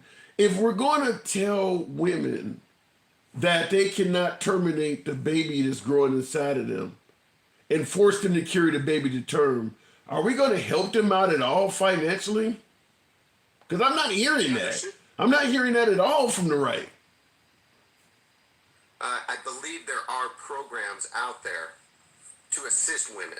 Are they universal? Are they guaranteed that the woman can get that? Since she's guaranteed to have to carry the baby to term, are those programs guaranteed to be available? I'm in California, and I'm going to say yes for California. I can't speak for other states. Okay, that's a problem because the states you're mentioning don't have these laws. We're talking about the states where these laws exist. I want to hear it's guaranteed in Alabama, it's guaranteed in Texas, it's guaranteed in Louisiana. California ain't making women do this stuff. I want to hear it's guaranteed where they're actually doing this. Well, once again, I'm not going to jump into these other states. Okay. Do you see forcing the woman to carry the baby to term and not helping her out financially? Do you see any problems with that? Well, once again, if if the man comes forth, it shouldn't be the woman alone. That ain't what I asked you. The state is the one that's interfering. The man ain't doing this. The state is doing this. So if the state is interfering and making her carry the baby to term, do you see anything wrong with the state not offering to help her out financially at all? Are we talking about a 18-year-old woman versus a 28-year-old woman? We're talking about a woman we're talking about a woman that's pregnant that is being forced to carry a baby to term that she otherwise didn't want to. Doesn't matter what, I don't care if she's 90. I'm asking that question. If you're going to force her to carry a baby to term and not help her out at all financially, do you have any problem with that?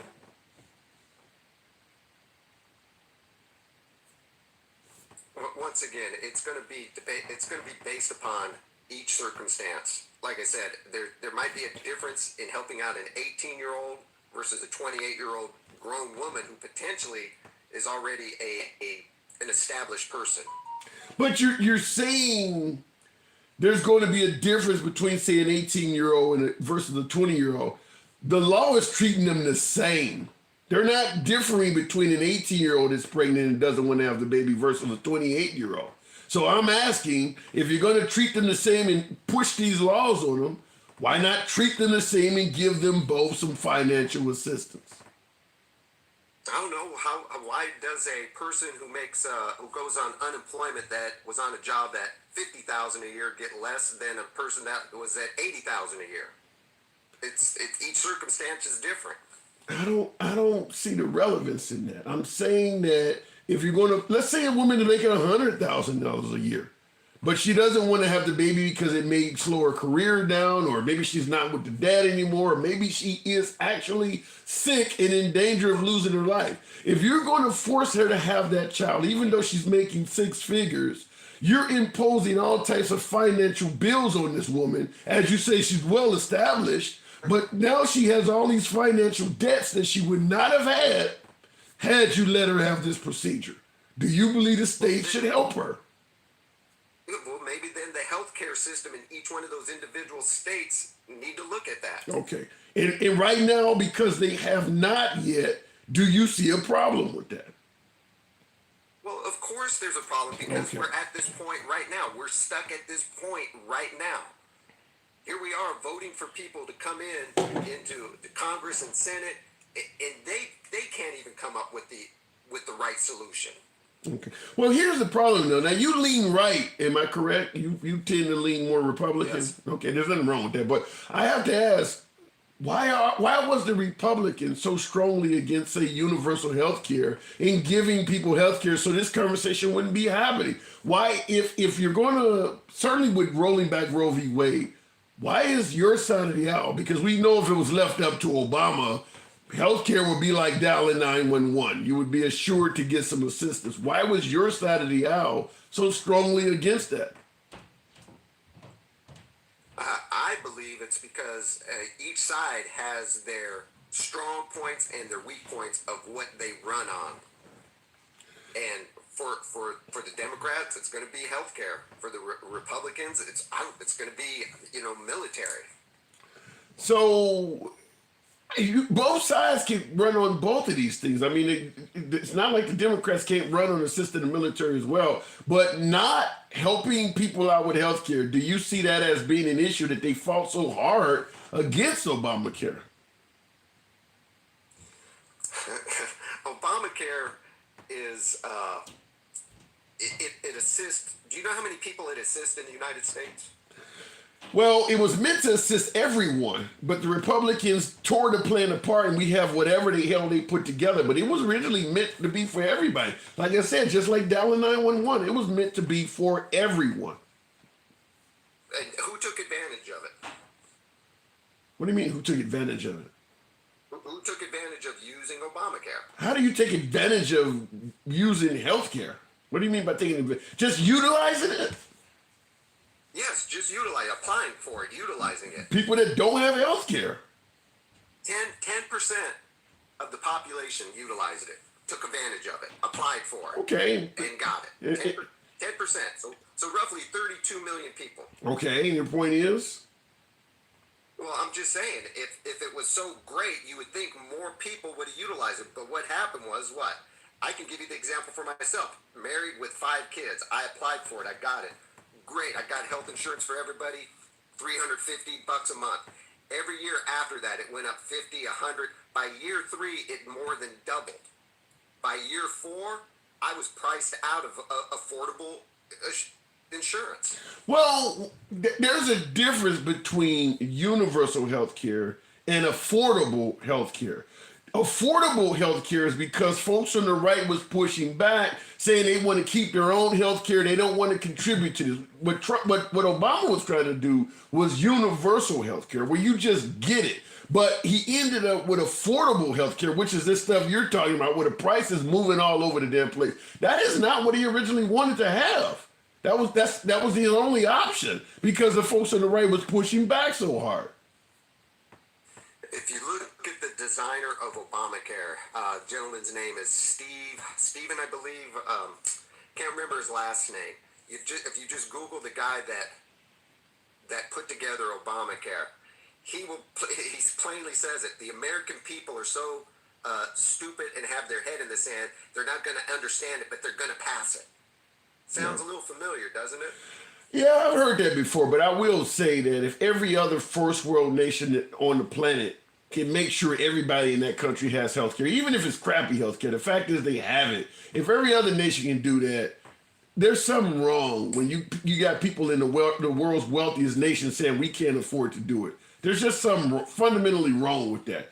And I think that that's going to also carry over into the abortion issue we were talking about, because these women are going to need help financially. And because folks on the right are not for helping out people who are not taking care of themselves, I do believe what's going to end up coming down the pipe is that women who have a bunch of children that they can't afford are going to start getting punished. Very similar to child support and things like that, what they do to men. You've had 3 kids you can't afford, even though we don't let you abort them, but now that you're having all these children you can't afford, I don't know if it's going to be some pseudo castration or if they're talking about jail. It's going to be something bad, though, because they're not going to want this woman having a bunch of kids. See, you're jumping the gun. See, here you go. You're out here talking outside of reality now. You're jumping way ahead.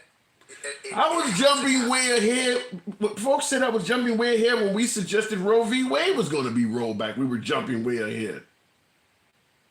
Roe v. Wade's been around since the 60s. Right. And so now it's getting... It's gone.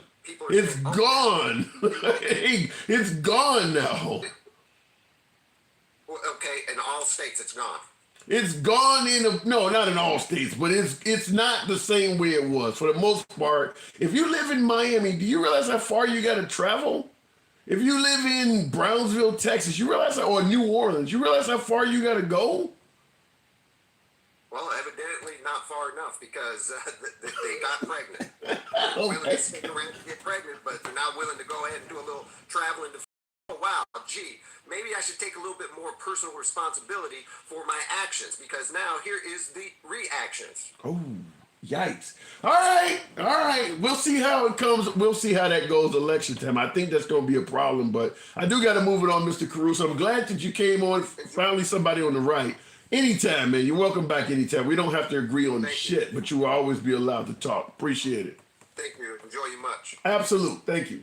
All right, moving on with the program. That's a strong opinion, and that's not My last caller, Mr. Caruso, stated, that's not uncommon. I've talked to several callers that feel the same way. If you didn't want to be in this predicament where you got to travel, where your life is in danger, then you shouldn't have had unprotected sex. I've talked to a lot of folks on the right that are that strict with it.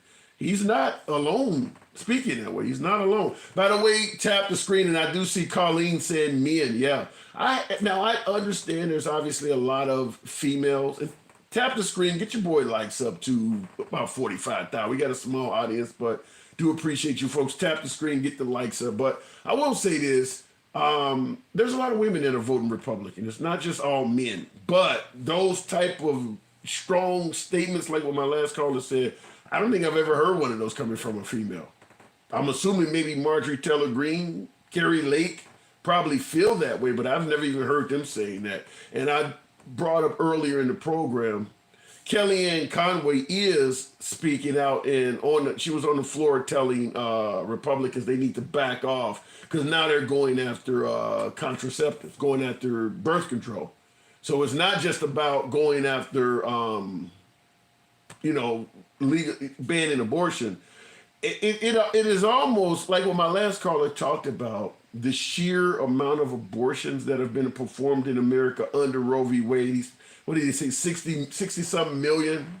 And he tied it into how if you hadn't aborted so many American children, you wouldn't need immigrants and things like that. It's almost as if they are literally trying to force women to increase the population against their own will, against the will of the actual moms. You're going to help us get our numbers up whether you like it or not. If you get pregnant, you should have thought about how strict our laws were before you got pregnant. That's pretty much the mindset. If you don't want to get caught up in what we got going on, don't get pregnant. I don't know how it will turn out other than my guess is a lot of women in right-leaning states with these laws are probably going to start avoiding telling the physicians in those states they're pregnant at all. And we know already, and I'll go back to the box, I won't talk too much longer, but we already know a lot of the gynecologists, the female physicians, the physicians that, work on women's health, they're leaving these states. Just like you guys talk about the liberals are running police with the defund the police and they don't want to operate and they're retiring and leaving the force. Well, that's what's happening with OBGYNs and folks as well, is that the hatred, so to speak, the Christianity being thrown into the medical field where they're not used to, performing based on Christian rules. They're using science and we're throwing Christianity at them. They're leaving as well. You're starting to see folks on TV giving interviews like, if you're going to be threatening to throw me in jail for doing what I think is best for my patient. So I would assume that in southern states, women may start finding it difficult to get certain types of care. Or you'll start having a hell of a lot of Christian physicians staying behind and servicing women in those states. Going back to the box, the one and only Electric Wolf 4-5. We're talking about poisoning the blood of our country. What does that mean? Wolf. Electric Wolf, are you there? Good evening. Can you hear me? Yeah, can you hear me? Yes, now I can. What does that mean on the screen behind you? Why? It's in one day. It happens occasionally. What does that mean on the screen behind you? Well, I think what he meant... Well, the way I look at it is that because of the fact that the people that are coming in are unvetted, we don't know who's coming in, who's not coming in. It's just gonna mess up what we have right now with all the immigrants that we do have, the legal ones. So why use strong language like poisoning the blood? That just makes them all sound bad.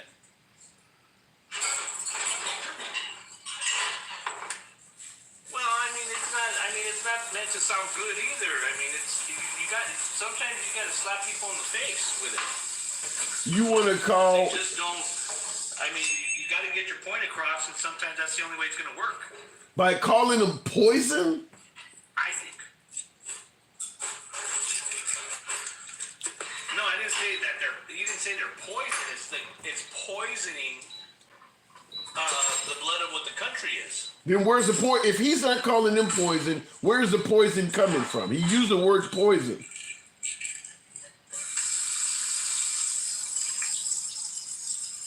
From the work. I guess they're talking about like the work ethic. That it's not good because the thing is, the people that are coming in, they're getting supported. They're getting supported with our money, where we can't even take care of our own people, and they're taking care of them instead of us. So, and the thing is that we're importing people we do not know. So then why are there so many Americans stating that immigrants, to some degree, work harder than Americans? No, there are a lot of immigrants that work harder and stuff like that. But the thing is that you're taking away from the legal immigrants too. Then there's immigrants that come from Mexico. Go ahead. No, the problem I have is this. Yeah, I can hear you. The problem I have is this. We're blaming immigrants for a lot of things that Americans are, like, for instance, we talk about the fentanyl crisis. They wouldn't bring fentanyl here if there wasn't a huge demand for it. We can talk about whatever they're bringing across the border, but it's not like Americans are sitting there. What it is that you're blaming.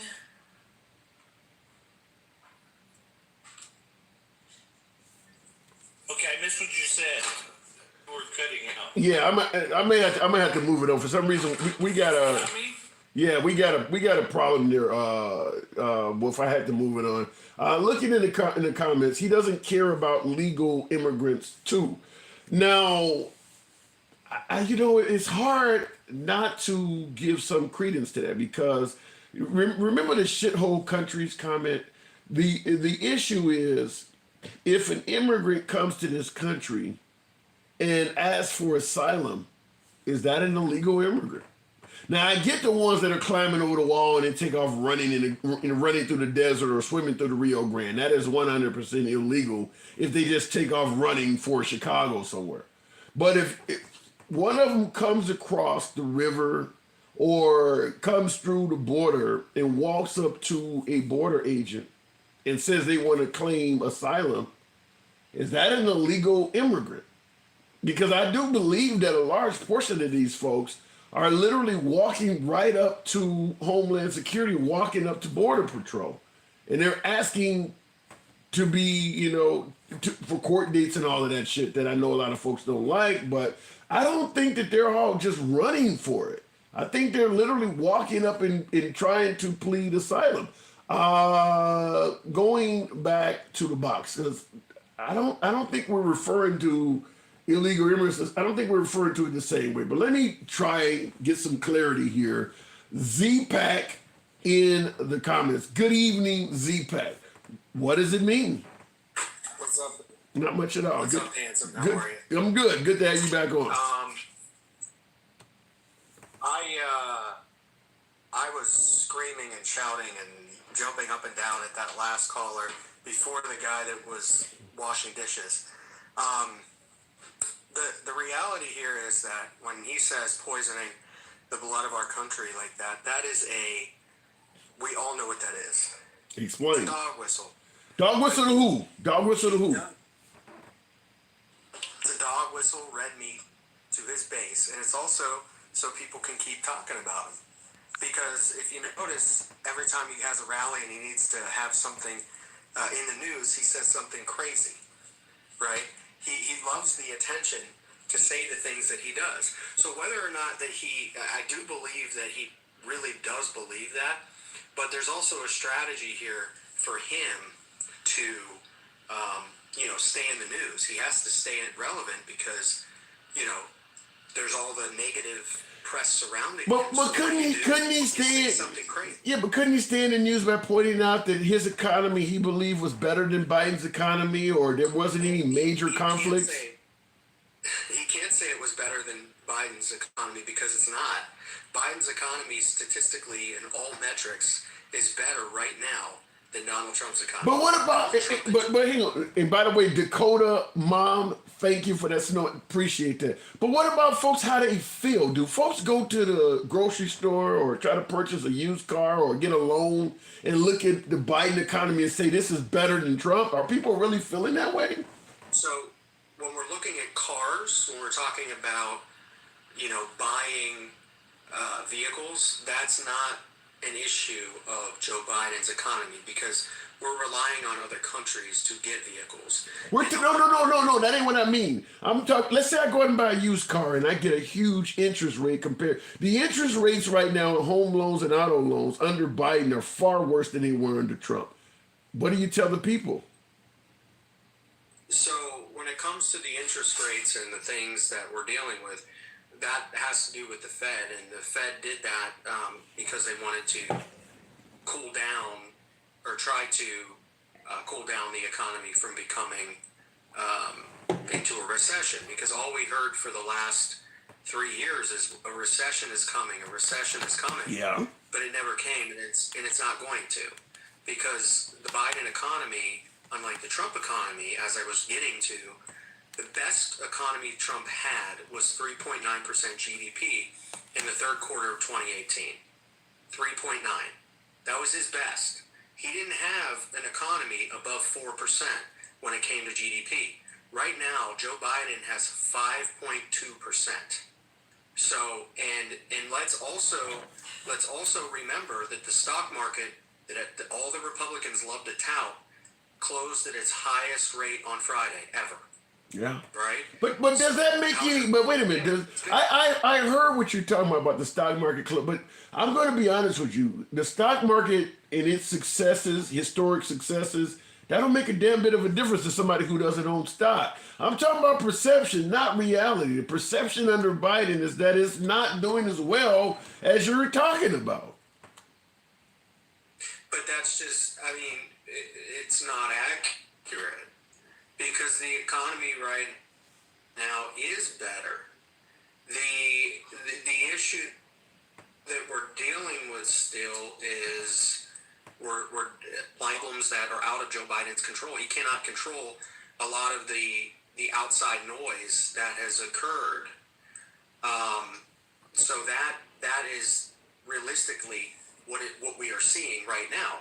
And all the experts have said that this economy will not be something that Republicans are going to be able to run on in 2024 because it's going to be a lot better than it is right now in terms of, gas prices starting to fall, things like that. There's a lot of good progress that we just found out last Friday for this economy, regardless of what they want to say about, the recession fears and all the fear porn.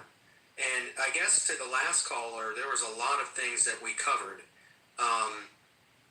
When I see poisoning the blood of our country, getting back to your topic, my pap would be 103 years old today. Okay. He's no longer alive, but he did fight in World War II, right? Okay. And so when he fought in World War II, he was at Omaha Beach in Normandy. Pretty much the opening scene of Saving Private Ryan was where my pap was. Okay. And so I am convinced that to this day, there are people that support MAGA that would have been on the side of the Axis. Because their rhetoric is so dangerous to this country. And I say that with my entire chest, by the way. I say that with my entire chest because it pisses me off. Wow. Because my grandfather fought in World War II against the shit that's being regurgitated right now by the radical right. And it's enough already. I'm tired of it. I went to Omaha Beach and I saw where my grandfather landed. And that was in 2018 during when the whole Colin Kaepernick thing was happening. Yeah. And I sat there and I saw them do the Pledge of Allegiance, at the memorial. And I thought to myself, my pap didn't fight for individual freedoms such as protesting to be taken away. My pap didn't get on this beach for that behavior. So yeah, I am going to call MAGA, some of the radical parts of MAGA, the Axis, because they are. Damn. They support nationalism. The They don't Axis. support America first. And your last caller, a couple back, was talking about the right to choose and abortion and all that, you know, all that wild rhetoric that I probably don't even have time to rebut everything that he said. But I'll tell you this, he's a man coming from a place of privilege. One, he's a man. Two, he's white.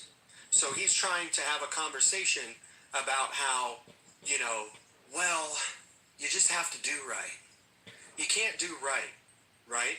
You can't do right if you're a certain color. And people like him don't understand that. And But how do you now you mentioned him being a man of privilege? Well, anyway, let me before you go to number two, and I'll certainly give you time to do that. There are a lot of folks who don't believe white privilege is real. You brought it up. Why do you think there's so many people who disagree that even is an issue? because they come from a place of privilege and they've never had to do anything or be in a situation where they were oppressed. They never had a moment in time where they experienced something different than what I experienced. I had a good life. I was a white man who could walk around without fear. I had police pull me over who I wouldn't even once have thought that I was going to be in trouble. I would not have even thought one time that I was going to be unalived by a police officer. And so, yeah, white privilege is real. It exists. All right, number two. Speaking as a man to a woman's issue is insane. Again, we have these conversations when you have women who are literally getting unalived because of certain laws that are being passed in states. And not only that, but when you send it back to the states, and then the state takes a vote and says they want to have access to abortion, which, by the way, 65% of the United States supports, right? Yeah. You don't turn around and say, oh, well, we didn't like the wording that we put You in talking there, about so we Ohio. have to pass this law. That's exactly what Ohio. Yeah. That's exactly what so when you say send it back to the states, if you truly believe that, then you need to be on the phone with everybody in Ohio complaining about how they're handling what they do. Yeah. Because that's not how that is supposed to go. Yeah, they're trying to go around the will of the people in Ohio. But go ahead with number three. The third thing I wanted to touch on, he mentioned something about healthcare and Obamacare, right? Right. And he said it became unaffordable. Well, whose fault was that? That wasn't Barack Obama's fault. That was the Republicans' fault. They bragged about it. They said we did everything we could do to ruin Obamacare. It was Marco Rubio who closed it's going to sound funny, but it was a hole. It has a name. He closed a loophole, right? That would have allowed Obamacare to stay profitable and not like get insanely expensive. Right. Marco Rubio didn't allow that to happen. So you know what happened? Everything went up. And you know what? The Republicans laughed about it, and they were so excited because they said, we ruined Obamacare, and we take credit for it. Because again, the Republican Party does not care about people. MAGA is not America first. Because if a MAGA was America first, which is also a racist trope, but that's a whole nother story, if they were America first, they would be fighting for free health care. They would be fighting for paid family and sick leave. They would be fighting for raising the minimum wage. They would be fighting for clean water. They would be fighting for everything that they're not fighting for. Well, so the only thing that they're fighting for is they're fighting for the ability to have a nationalistic viewpoint. So how do you before I move it on, listening to what you just stated, MAGA should be fighting for. Angle Fan Gaming said you just want socialism. How do you respond to folks who point out? Sure. Go ahead. If that's socialism, give me it. Because you know what? This country, and there's a lot of people in this country who right now are suffering, and you say, we can't afford anything. We can't afford. Why do you think that is? It's because the capitalists who own this country and those corporations, by the way, we literally had a bill in Congress that was a price gouging bill. that was supposed to, Yep. put an end to it, right? And they shot it down. Republicans voted against it. Yeah. Why did they do that? Because they want to have this conversation and blame Biden for all this, price gouging by corporations. We see right through it. We're not going to go to rallies and worship orange Jesus talking about whales getting killed by windmills. We're not there for that. And bird cemeteries. The man is, to the people that say Joe Biden is losing it, Donald Trump had a speech, a rally, where he talked about windmills and dead birds and whales for about 10 minutes, and none of it made sense. He literally said, if you're a bird person, you're going to be sad because there's going to be dead birds there, and it's literally a bird cemetery. And then he said, and we're telling you about the whales, and they're also getting killed by the windmills. This is your guy. This is your guy that you support. Your big, flobby, brain-dead guy who quite literally projects everything that he says the Democrats are doing. So congratulations, y'all played yourselves. Let's see how it goes. All right, Z-Pack, I do appreciate you coming in. Strong opinion as usual. Good talking to you, man. Good talking to you. Appreciate it. Absolutely. Love y'all. Absolutely. Now, I want to also go into a comment I saw on YouTube, because this is probably as straightforward as they come. Cheeky Chop says, bottom line, are you better off under Democrats or Republicans? And if you can read in a third grade level, can you answer that? Simple. I'm going to ask you folks on TikTok. We still got a little bit under 200 of you folks. You could be anywhere, so I'm glad to have you here even this late. Just simply type in Democrat or Republican. Who were you better off? Now, obviously, we talking about Trump versus Biden, because there was Bush and there was also Obama, but type in Democrat or Republican. Which were you better off under? Democrat or Republican? I do see some folks saying both. Windmills, what did it say? Windmills in the ocean, and many birds died by them in land and sea. So Brian is saying that they do kill some folks. Why not have the option for socialized or private health care? Well, socialized health care means that the haves are going to have to pay for the have-nots, and the Republicans are against anytime you force a have to look out for a have-not, you're going to face Republican resistance. They call those handouts, entitlements, and socialism. I don't care how you give the have-nots assistance. Republicans are going to be against that. I don't care if it's giving children lunch in school. They're against that. So I don't know how you do it without some type of resistance, because I don't think I've ever heard of a social program for the have-nots that did not face Republican opposition.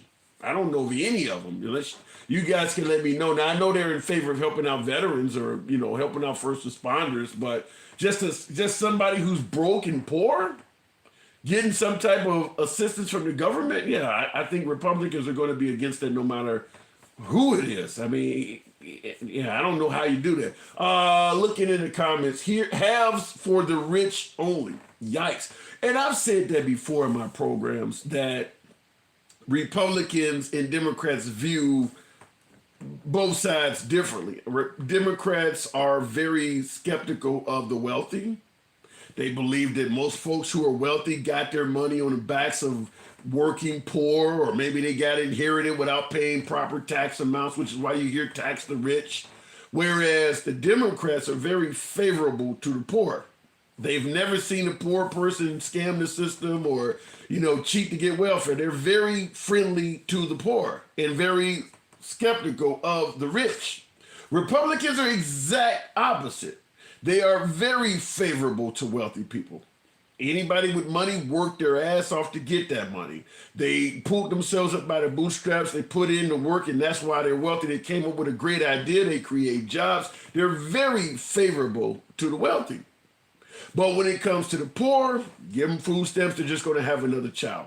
You extend unemployment, they're just going to use that as an excuse not to get a job. Republicans are very, very skeptical of the poor. You name any method of trying to help out poor people, and you're usually going to get Republican opposition on the grounds that, well, what about the person that's trying to scam the system? I mean, that's the go-to issue. Anytime you're talking about a social program, the first thing starts coming out is, well, what about somebody trying to scam this? Which is why you often get a lot of pushback from the right in helping out the poor, because they immediately start focusing on somebody scamming the system or trying to rob them. So they fight against giving anybody assistance on their grounds. But yeah, both sides, Democrats are skeptical of the wealthy, favorable to the poor. Republicans are skeptical of the poor, favorable to the wealthy, which is why a lot of Democrats call Republicans defenders of the rich. If you're wealthy, you don't want to be forced to share your money with anybody or pay tax, you should vote Republican. You really should. If that's what's most important to you, is keeping your money without being forced to share it at all. I mean, that's just being honest. You probably should vote Republican. Looking in the comments, what about the disabled, says Dakota Mom. Well, like I said, when you start talking about helping out the poor or those in need, the first direction the Republicans go to is, what about people who are scamming the system? Maybe this person isn't disabled and they're pretending to be disabled, or they're just trying to prolong medical treatment so they can keep getting money, so they can be coming in it this way, and they end up being against helping out the disabled as well for the same reason. You're not really disabled. You're just trying to do it to scam the system to get more money. I'm just saying, that's the way. And I'm saying this because I've had numerous conversations with numerous folks on the right about all of these programs over the last year and a half or whatever. And this is the stuff you hear. You mentioned a social program, and the first thing the right starts talking about is, well, what about the person that's going to scam the system? That's literally the first thing they go to, is somebody going to use what we're doing for the wrong reason. And that's why I'm against it.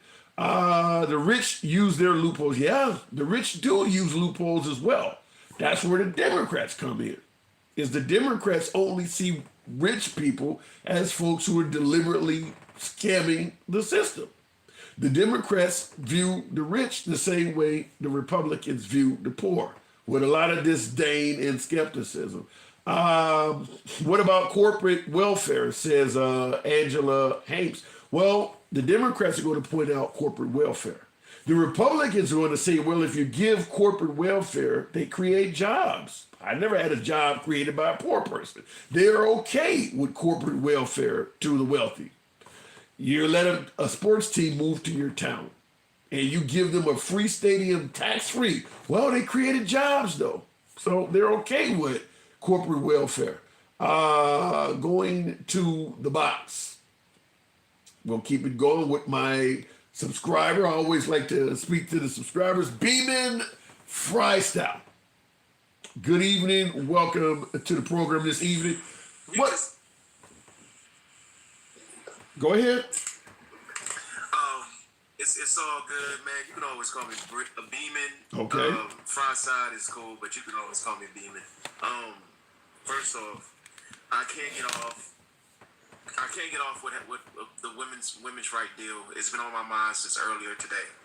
I want to understand how somebody could figure that if a woman gets raped and she goes to another state and she finds out she's pregnant, goes to another state, how do they track that to the point where are they gonna have borders around the states? So if you leave, let me give you some speculation, because I got a little bit of an answer of what's starting to happen with that. The state of Missouri, for instance, they passed a law, or they were fighting. I don't know if it went through it now, but the state of Missouri already has on the books that you have a life inside of you at the point of conception. So it's already considered a resident of the state of Missouri. They were passing a law that if you, and by the way, Gooden, thank you for that subscription. I did see that. I do appreciate that.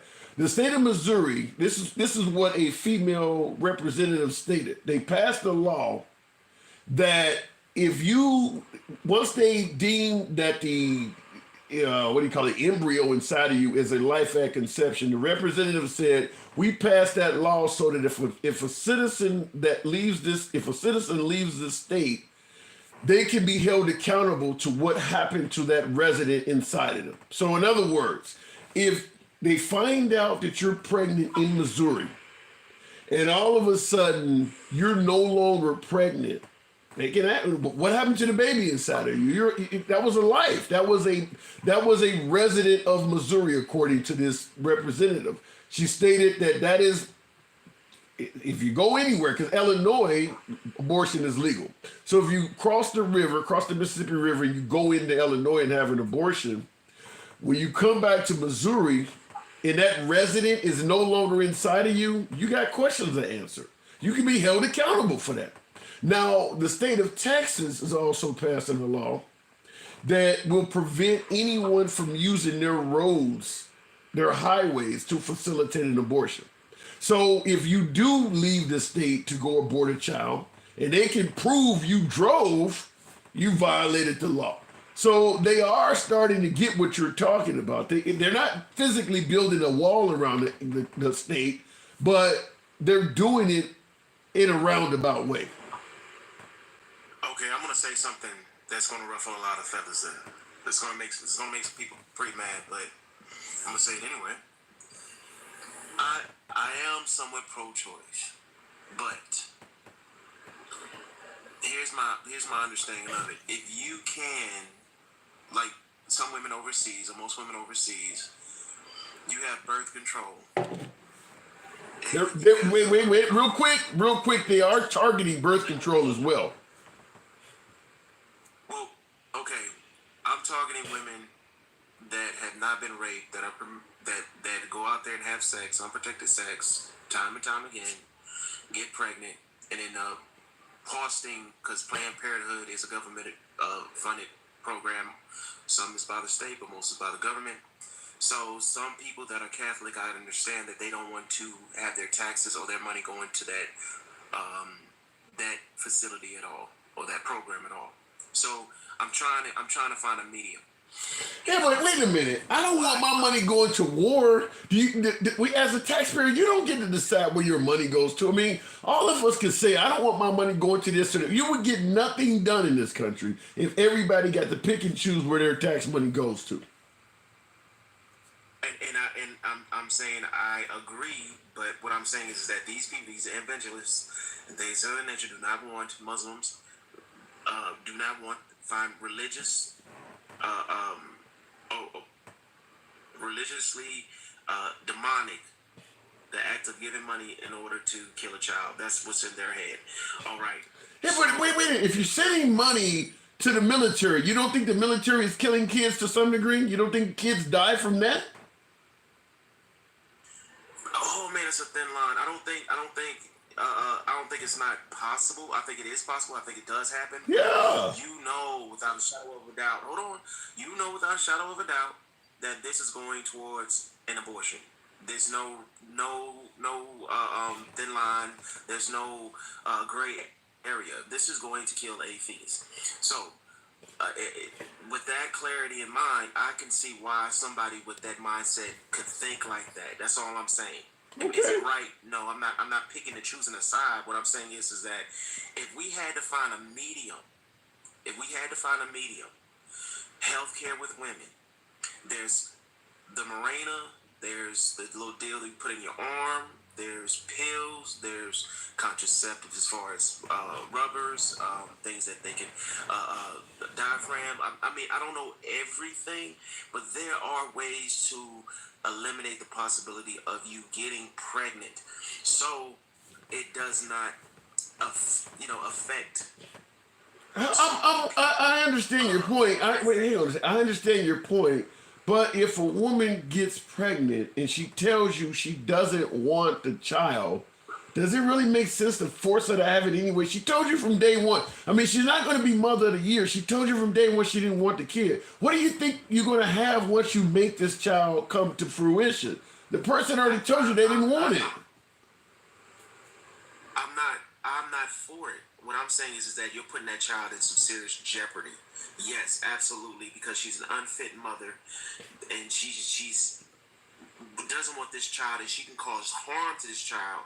And by locking her up and bringing this child through the system, this child will be even more messed up. Yeah. I'm not saying there's not consequences. What I'm saying is that to eliminate some of these consequences, if you had, just like right now, you get free rubbers. On some of these programs, you get free. A lot of these programs, what people don't know is you get free pills, Plan B, birth control, the shot in your arm that lasts anywhere from 5 to 10 years. So even God forbid, you get raped or something happens to you, it's like an insurance plan. I know it sounds messed up, but there are ways to prevent pregnancy. It's not like we're living in a. Yeah, I don't disagree with. Hold on, hang on. I want you to. Okay, I don't disagree with that. There are obviously ways to protect yourself from getting pregnant, but I want you to talk to a woman. I want you to hear her point, and I want you guys to have a conversation briefly on this. Takesha, as a female, how do you feel about what he's saying? Have y'all ever looked at the percentage of birth control and what it does?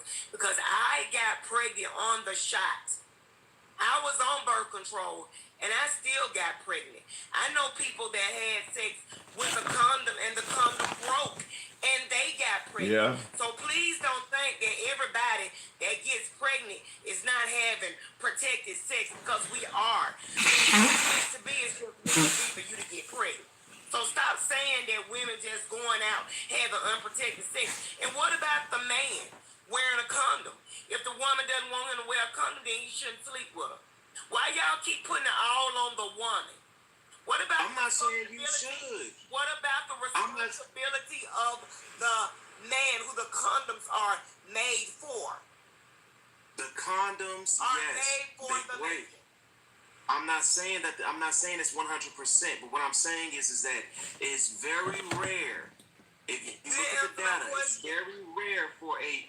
I'm just saying it's your. What's very rare? It comes down to Morena. I'm asking a question of why. I'm about to say it. I'm not excluding the man, because men do rape more than women. Men do lie and say they pulled out when they didn't. I'm not saying that it's pulling out. Woman. I'm talking about why is he not wearing a condom? What I'm saying is that you knew he didn't have a condom on. Okay, a lot of times. But he knew he didn't either. Does he not know that a woman can get pregnant if he doesn't protect himself? So where's his responsibility? His responsibility for some of these ignorant men out here is over once he busts a nut. You gonna carry the child, and that is biology. So, am I lying? Am I lying though? Do you not get what I'm saying? Yeah. Why is the man not responsible to wear a condom? They're made for penises, not vaginas. My thing is this: even if the woman said, "I don't want you to wear a condom," guess what he don't need to do? Sleep with her without one. He can prevent pregnancy just like she can. I don't listen. I'm not saying men are perfect. But all I'm saying is that there are other ways, and just to sit up here and say that you can't get the arm shot or be on the pill, or even with condoms break all the freaking time. What I'm saying is that it's other things besides condoms. Let me Beeman. Wait, hang on a second. Hold on. Hang on a second. Beeman, you do know the Republican side of the aisle is actually going after contraceptives as well, though. You keep talking about shots and all this other stuff. They're going after that too. Okay, if they're going after contraceptives, if they're going after the shot, the deal that you get in your arm that lasts from 10 to 15 years. They're going after that. 5 to 10 years. If they're going after birth control itself. No, I know one that does, because my ex had the one that lasts for 5. And she could have got the one for 10. They don't last no 15 years. Stop it. Okay. I'm exaggerating with 15. I give you that. Exactly. I apologize. That's why I'm saying is talk about it's still 5. It's still 5 to 10. It's still, and I'm not saying everybody can take that. I'm not saying everybody won't have an allergic reaction to that, but it would dramatically drop, because men are irresponsible, like some women are irresponsible. That's why if you do take your pill, if you do have the Mirena in you, if you do have different forms of contraceptive, if you are raped or something happens to you, you have more control as an insurance, more than anything, than go out here and get arrested for some dumbass who passed a law to try to control your body. You have control over your body. You are a rare case. And if you can show me a study, I will shut up and I will apologize. I'll send you a freaking galaxy. But I'm telling you, I don't need your galaxy, baby. Again, I got pregnant while I was on the shot. I was on the shot for 2 years. I got it faithfully, and I still got for 2 years. Yeah. I want to, and I do see in the comments, Tammy said the shot causes problems with calcium absorption. All of this stuff, I'm just simply saying, regardless of whether we're talking about abortion or contraceptives or whatever, at the end of the day, it does appear, maybe I'm wrong, you guys can let me know, but it does appear as if the Republicans want more offspring. They're going after every avenue to prevent that. They want more humans. They want more of their kind because white women were having more abortions than black women. Wow. Yeah. They scared that their race gonna become the minority and they want to stay the majority. This ain't about caring about kids, because if it was, Hanson, guess what? They would have wanted children to have free lunch. That's for kids. Yeah. They wouldn't be bucking against people that's trying to get food for their kids. That's for kids. They don't care. They just care about bringing the child here to get the numbers. They could care less if they hungry while they here or if they need anything while they here, because they always voting against some to help kids. When the kids was getting the free lunch in school and Joe Biden tried to extend it, they voted against it, and it ended. So don't give me that crap about they caring about those kids. They could care less about kids. It's all about control. Beeman, how do you respond to her suggesting that they not only want kids, but they want more white people to continue the majority? Do you see any validity in that? Does that make any sense to you, or does this sound crazy? First off, absolutely, but it does hurt the African American population, because we are the minority, and we do have a serious issue with Planned Parenthood and going to get abortions. My thing is, we need to find a medium. We need to find Roe versus Wade or Cassie or whatever you want to call it, because it's no longer in the courts. It's a law right now, but we have to find a medium. Roe versus Wade is gone. All right, we gotta find some point where we can sit up here and say, okay, we need to protect women from rape, incest, things of that nature. Wow, not pulling. And I'm not saying. I think you just need to protect women from. I think you just need to protect women from male influence. I think that you do that, I think we're good. I think you need to. I think the men are imposing their wishes on the bodies of women, and that's where I think the problem is. On us. Yeah. On us, but it's gotta be realistic. Hanson, what if they make it a ban where every man in the state gotta get a vasectomy? How would they feel? Well, why you gotta chop me up? I gotta move it on from y'all too. How would that make y'all feel if they said that every man gotta have a vasectomy? How would that make y'all feel? Like you feel right now. Like That's you how feel. we Yeah. feel. Yeah. Like you feel right That's now. how we feel, Hanson. What makes me mad is that there are more men talking about abortion and what we should do with our bodies or how we should do birth control than women. But what I don't like is this. Okay, we can have a baby. Say we abandon that child. They find out who we are. We could go to jail for abandoning that child. But a man can walk away from a woman that he done got pregnant and never see that child ever again in life. Go to the court system. They order child support. He never pays it. Guess what? Nothing happens to him. That ain't entirely true, Takesha.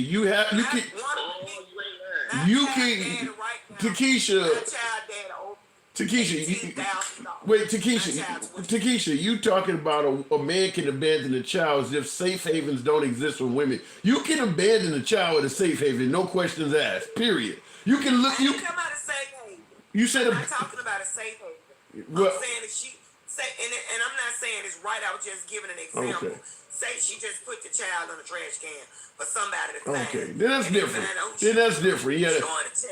Here's the point I'm making. A woman can literally look a doctor in the eye and say, cut the cord and keep it, and nobody will pursue her for child support. She can literally tell that to the doctor, cut the cord and keep it, and it's 100% legal. Absolutely. All right, so that's abandoning the child. A man can walk away and never pay child support. Somewhat.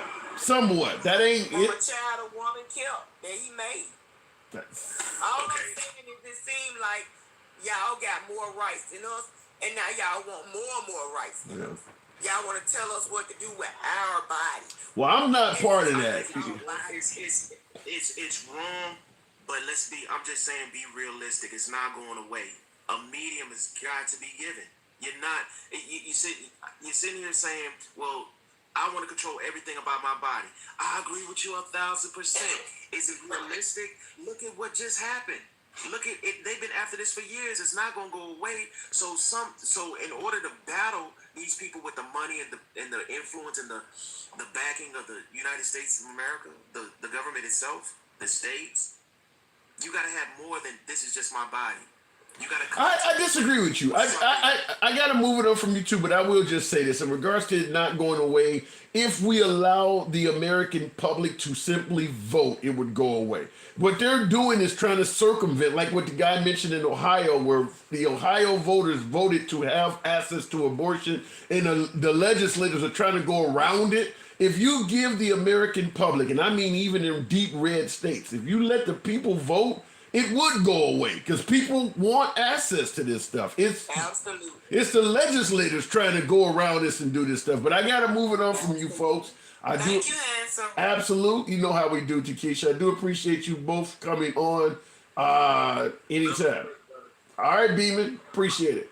All right, now going back to the box, and I'll say that again. It is certainly a very small minority of folks in this country that want the draconian abortion laws. What happened to Kate Cox in the state of Texas, for instance, where she was carrying a child that had trisomy or something like that, a chromosome disorder where the child was not going to be viable and her life was in danger. I haven't talked to a single Republican, and I did a show on it three times. Not one that said that's a good idea, which means that if they had to vote on it, they would not be in favor of preventing a woman whose life is in danger from having an abortion. Overwhelmingly, they say the same thing about rape and incest, and oftentimes first trimester abortions. So these draconian laws that are coming out of the red states, it's not the will of the people. It is a few legislators, evangelical legislators in those states, doing this on their own and trying their best not to have these policies come up for a vote. They're trying right now in the state of Florida to have it come up for a vote in 2024. You would assume Ron DeSantis and a hell of a lot of Republicans are shaking in their boots, because if this comes up for a vote, it's going to bring people to the polls, and it's not going to just be abortion rights on the ballot. It's going to be your senators. It's going to be your president. All that's going to be on there. If they put it up for a vote, it's going to swell up the amount of people that show up to vote. And they're not just going to vote for it. They're going to be checking Democrats all over the damn place. So these red states don't want the citizens being allowed to vote on this shit. That's not democracy. It's really not. I mean, if you are believing that it should be returned to the states, that's fine. But you shouldn't be trying to interfere with the will of the people in those states from voting. And Ohio is probably the worst example, where the citizens actually voted for the people to have access to abortion rights. And they're trying to come up with ways of finagling the wording so that they can really overturn the will of the people. That's not the will of the citizens of Ohio. That's a damn shame, but this is what's going on. Looking in the comments, the citizens know even if abortion isn't on the ballot, that Republicans will put a federal ban. That hoarder of meatballs, love the name, that is indeed saying the quiet part out loud. I've said the same thing when it comes to liberals on gun rights. Both sides are kind of lying about the end goal. Liberals don't want to admit that the end goal is probably to take away firearm rights from most people in this country. Republicans don't want to admit that their ultimate goal is to take away abortion rights for everybody. Now, I'll give you why this is happening. Obviously, both sides believe they're saving lives. If liberals, for instance, are allowed to ban the AR-15, ban the AK-47 and long rifles, and all of a sudden the death rate goes down, what's the next logical step? You go to a different type of firearm. We're taking away firearms, and all of a sudden people are staying alive. They're not getting shot. They're doing it because they believe it saves lives. Well, the right is banning abortion for the exact same reason. You had one of my callers on here tell you since Roe v. Wade was put in place, we had 60 million abortions or something like that over the last 40, 50 years. And that could be very accurate, because I do believe it's about 500 to 750,000 abortions performed every year when it was legal nationwide. So that could be accurate. And once again, now that we've banned abortion in a host of states, there's no denying there are some lives that are going to be born that would not have been. Both sides believe what they're doing is saving lives.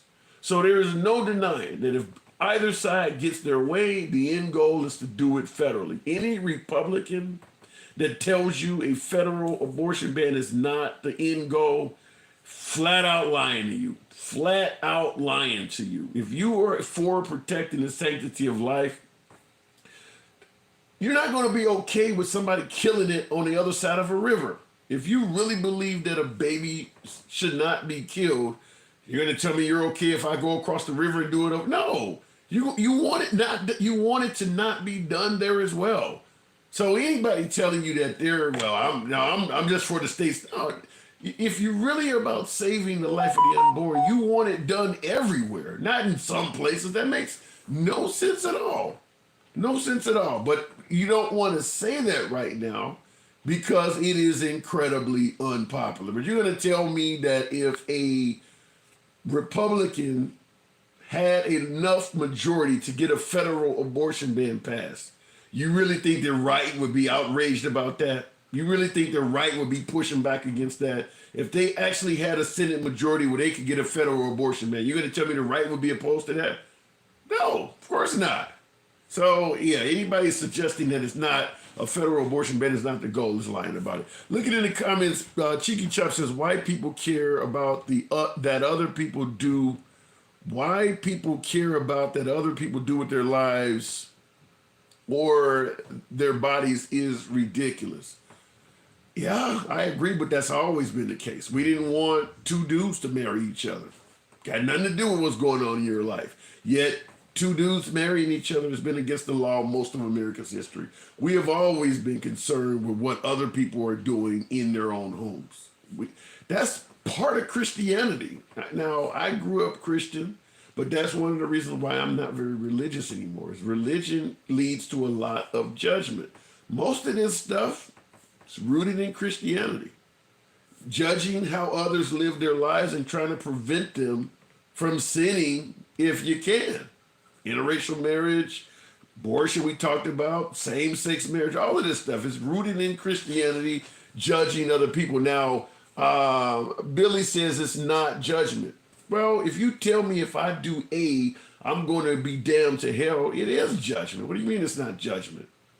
If I decide to go out and marry another dude, doesn't affect your life one bit at all.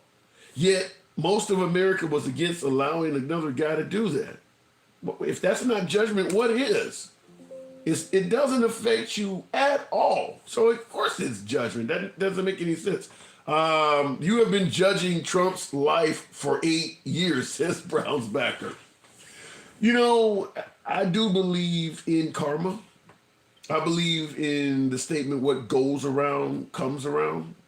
And I've said numerous times, most of the things that Trump claims he's a victim of, he was doing to other people.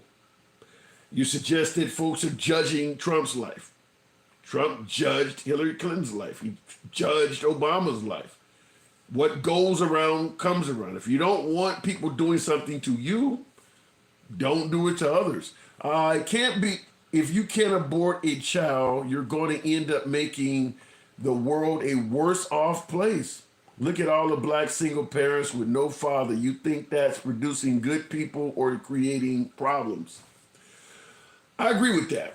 And I'll go back to the box real quick for another caller, but I absolutely do agree that forcing, if you, and I've told this to females, for instance, that have children by guys that want them to have an abortion. Having a child with somebody that told you on day one they do not want the child, and then expecting a great parent, usually a father, it's ridiculous. He told you from day one he didn't want, well, he should use protection. Okay, he didn't.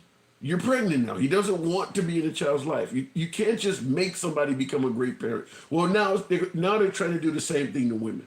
If she tells you she does not want the child and you force her to have the child anyway, you're not bringing that child into a good environment. Okay, he didn't die during an abortion. I get the point, but I don't know if going through foster care, because black children don't adopt well, and certainly not if you're going to have tens of thousands of them that normally would not have been born.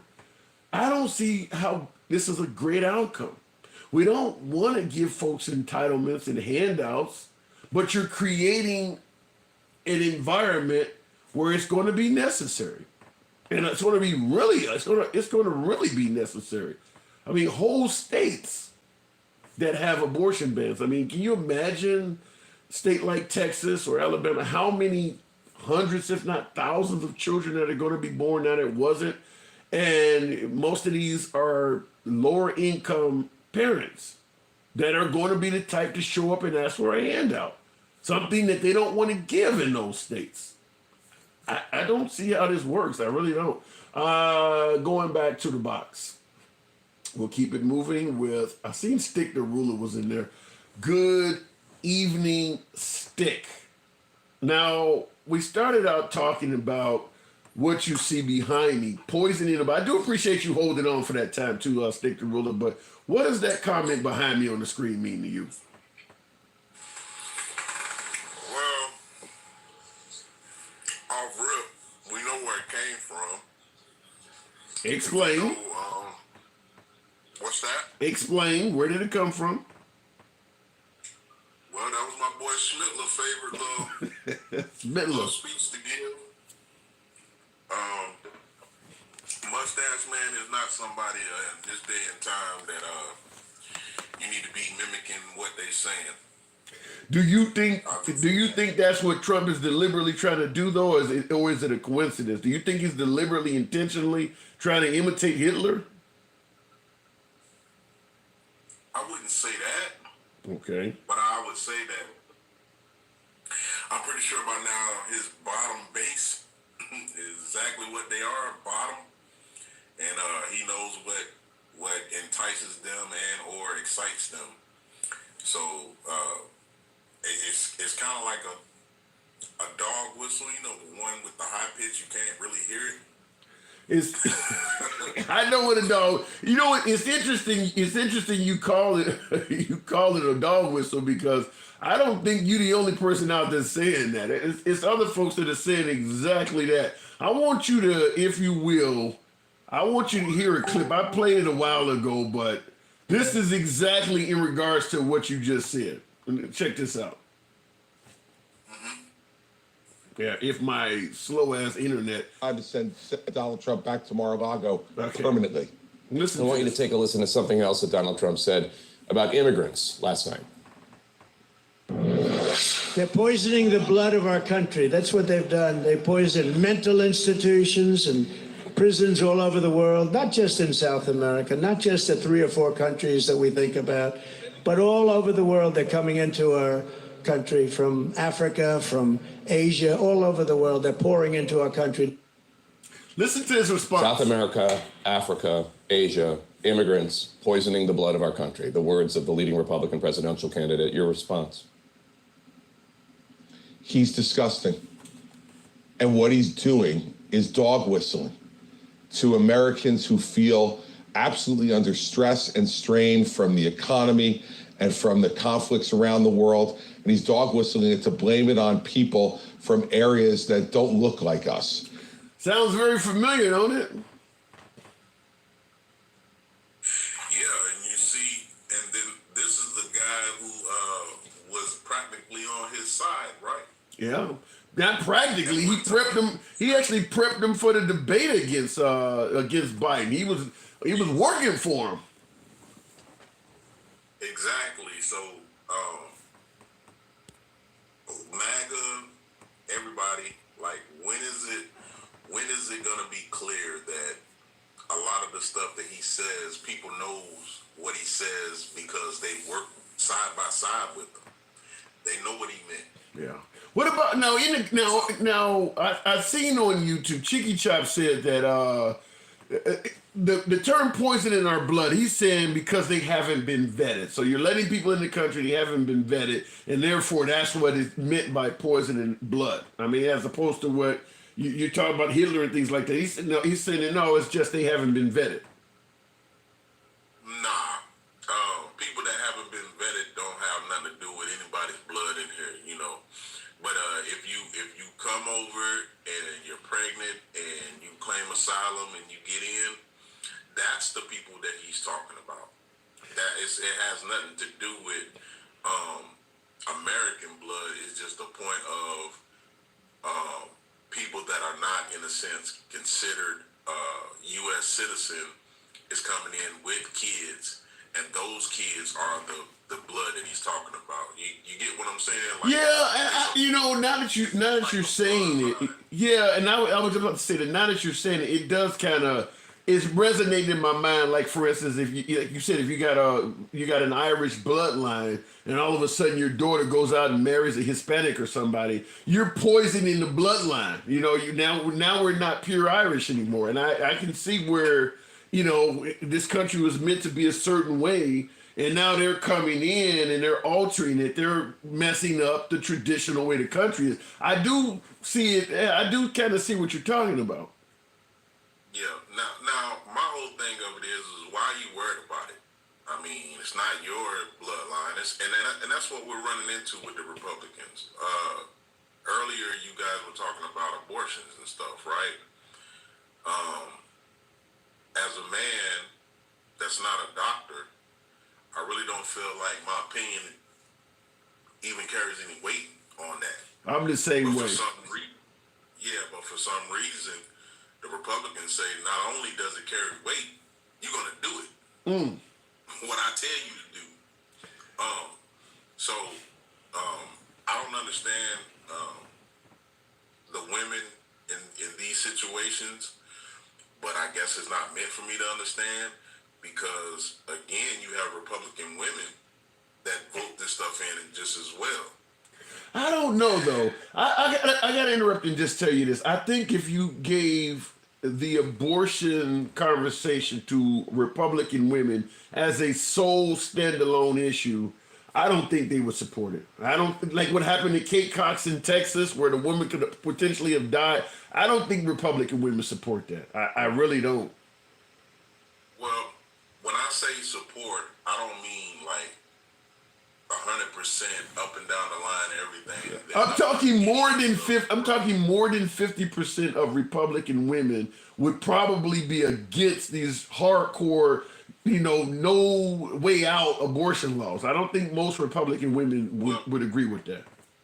Well, if that was the case, then all of these states that are passing these laws with these Republican red states that are passing these laws, where are the Republican women that's saying, nah, we don't agree to it? They're everywhere. Look at Ohio, look at Montana, look at Kansas. When the public, even men too, actually got a chance to vote, they voted it out. Hell, I don't even know if Germany would have been, the voters of Germany would have been okay with what they did to the Jewish people. What's happening is they're voting in somebody, and that person is going above and beyond what they actually wanted them to do.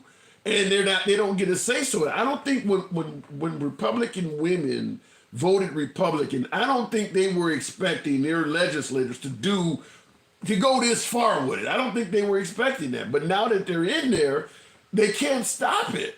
That's what I'm saying. Well, the thing of it is, you just said something about Ohio, correct? Yeah.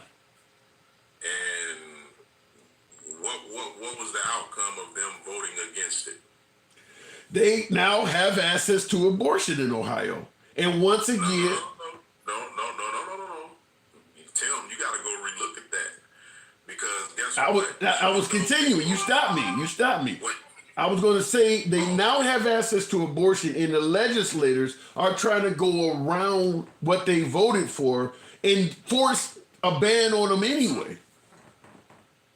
Exactly, and so that's my point, and that's where, to me, I mean, again, I have no stake in it because I'm a man, but at the end of the day, from what I'm seeing, I'm just talking about from what I'm seeing. I'm not trying to be that harsh because in actuality, to me, it's the men pushing that agenda. Absolutely, But, absolutely. I believe that though, if the women on the Republican side would just say, "Hold up, on this one, we're gonna take the reins. We're gonna set the limits. We're gonna make it like, for instance, that lady that had to leave Texas to go somewhere else, Right. and she had to go through all them loopholes. I really believe that if a woman actually did the actual regulations on it, maybe with a doctor, like that would be, to me, that would be like the smartest thing. Like, for instance, if a woman is basically it's a chance that she could lose her life, or the baby is also having complications and it's a chance she could lose her life. I just believe no matter what, if you say you're pro-life, then save that woman. Allow her to have that procedure to save herself. I'm with you there. I don't think they're really concerned with the woman, though. They want that baby born. I don't think they really care about the mom. But see, that's just the point. That's why I said it's again reverts back to the Republican women. I think they need to be more vocal, at least on this subject. If they want to sit back and play the non-Marjorie Taylor Greene role, I mean that's great. But with this, I think they need to be more vocal. And along with that sign in the back, they need to be more vocal. Even with MAGA, I told you on one of your daytime lives, your lunch break lives, MAGA to me, as it resonates, it means the South shall rise again. Yeah, you did tell me that. You did tell me that. They're the ones with the Confederate flags. They're the ones with the shamans all up in on January 6th. The Proud Boys. And the list goes on and on. Thou shall not replace us and all of this good stuff. Yeah. Scary stuff, man. It's kind of obvious. As a black man, to me, it's obvious. You know what I mean? Like, a black conservative, what is that? What are you trying to conserve, homie? Like, I'm trying to figure out what are you trying to conserve Masters Whip? I don't know. Damn. Like, I mean, what are you trying to conserve? I mean, you still want your kids to be able to be sold? I mean, I don't know. Like, what are you trying to conserve? Yeah, you scared the hell out of me, man. I gotta move it on those sticks. That is not the ruler I want to deal with. Good talk, man. I appreciate you having me on, man. Absolutely, and I appreciate you holding them, man. Thank you. All right, no problem. Absolutely. All right, have a good night. You too. Looking in the comments, I hate when black people say, as a black man, like you're saying, because your color, I have to think in a certain way because we black. Cheeky Chops, and this is on YouTube, because we simulcast on YouTube as well. And now, some would argue you do have to think differently because when you're black.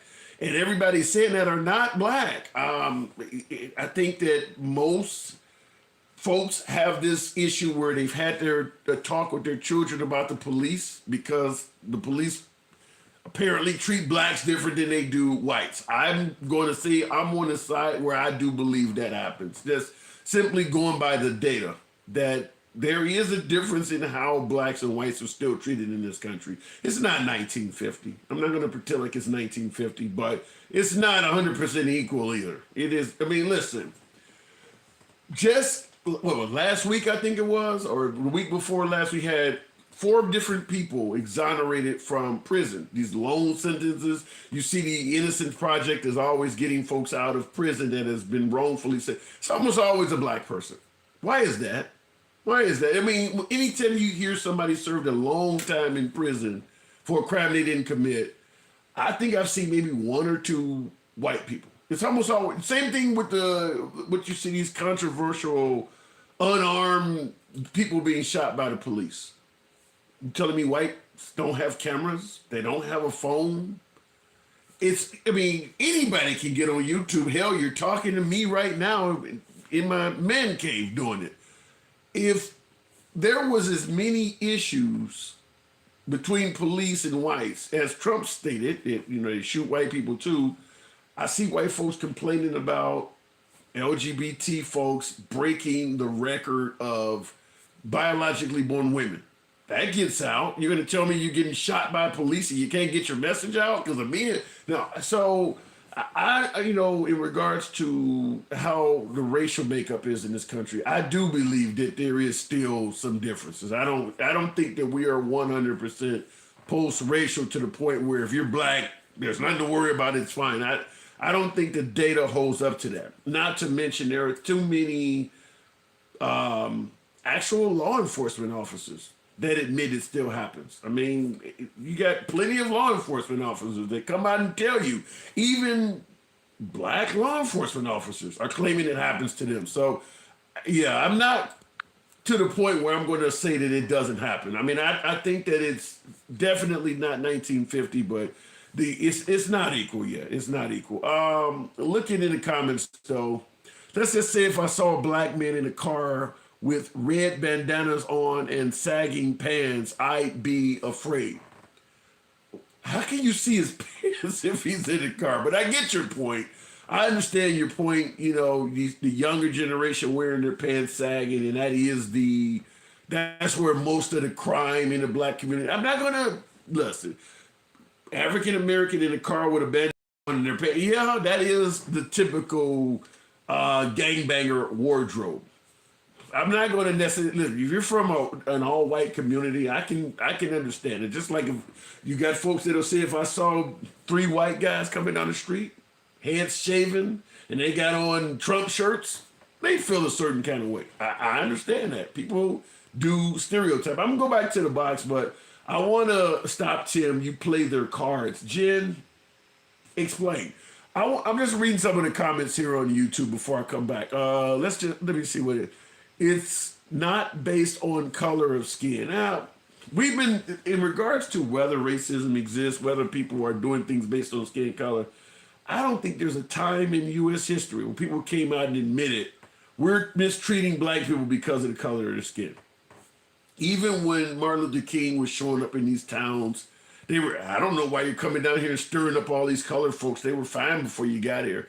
So I don't know where to go with it because we have always denied that this problem exists. I don't think there really hasn't been many politicians in U.S. history that came out and admitted, I don't like black people. If you're waiting for an actual confession, I don't think you'll ever get it. If you said that like another white dude said, that to me, like as a white man, I don't quite get what you're saying, but I saw him. He said, I hate when black people say as a black man, like you're saying, because of your color, I have to think a certain way. And I'm just going to tell you, I do believe that is an issue.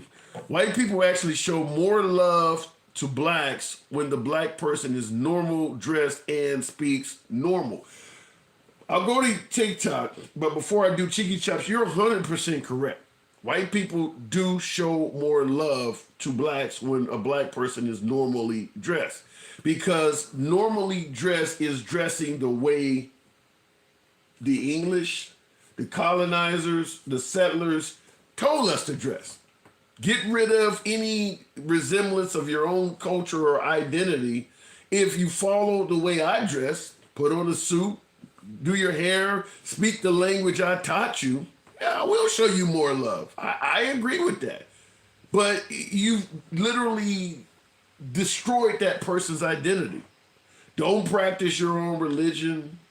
Don't name your children some type of ethnic or Afrocentric name, LaQuishas and, Rada Nale Shans. Name your kid John. I mean, you're destroying a person's identity and you're calling it normal. My name is Tim. You think my ancestry, Tim, is normal? No, it's not normal. It's normal. You literally you got all of these folks that now believe in Jesus. They didn't come over here that way. So yeah, it's normal to you, but you've literally taken their entire heritage away. I mean, so yeah, I'll show you love if you be submissive and adopt all of my culture. And I will just simply follow up by saying this. African Americans have tried everything from cornrows, breakdancing, Chuck Berry rock and roll music. Every time they tried to stray away from what folks said was they had problems. Every single time. Every single time they came up with their own identity, there was pushback. I lived through the breakdancing era, the creation of rap, folks wearing cornrows. Now you're talking about pants around there. All of these things.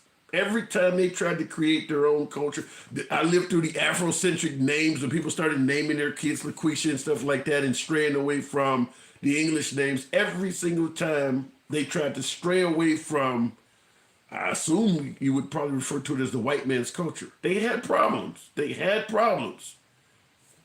So just want to point it to you that way. Looking in the comments on TikTok, this is what they taught you.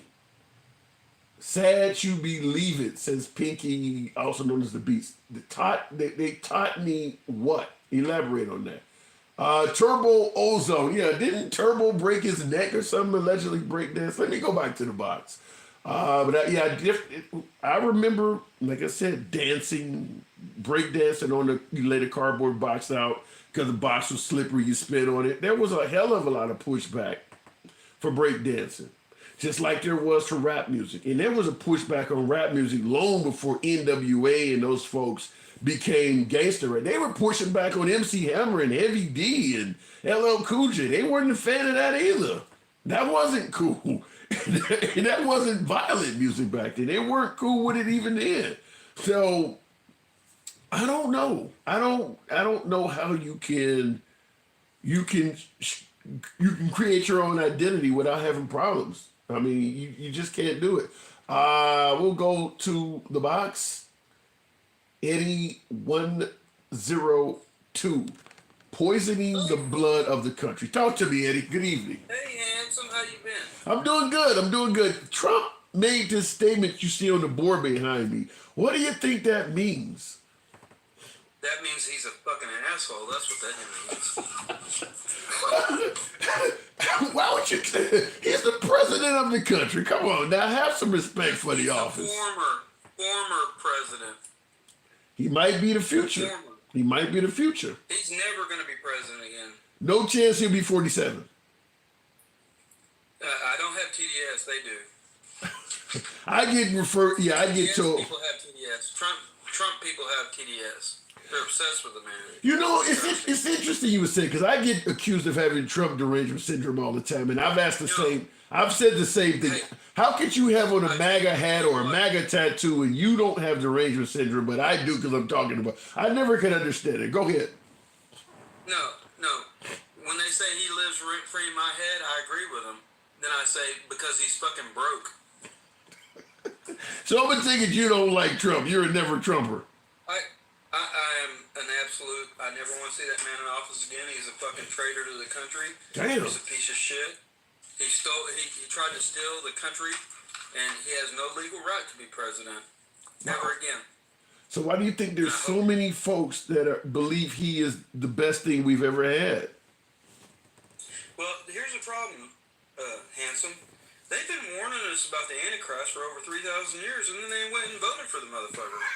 You really don't like him, man. You think he's the Antichrist? Holy shit. If you haven't been to one of my lives, you would understand that, yes, I hate Trump. He's a traitor to the United States.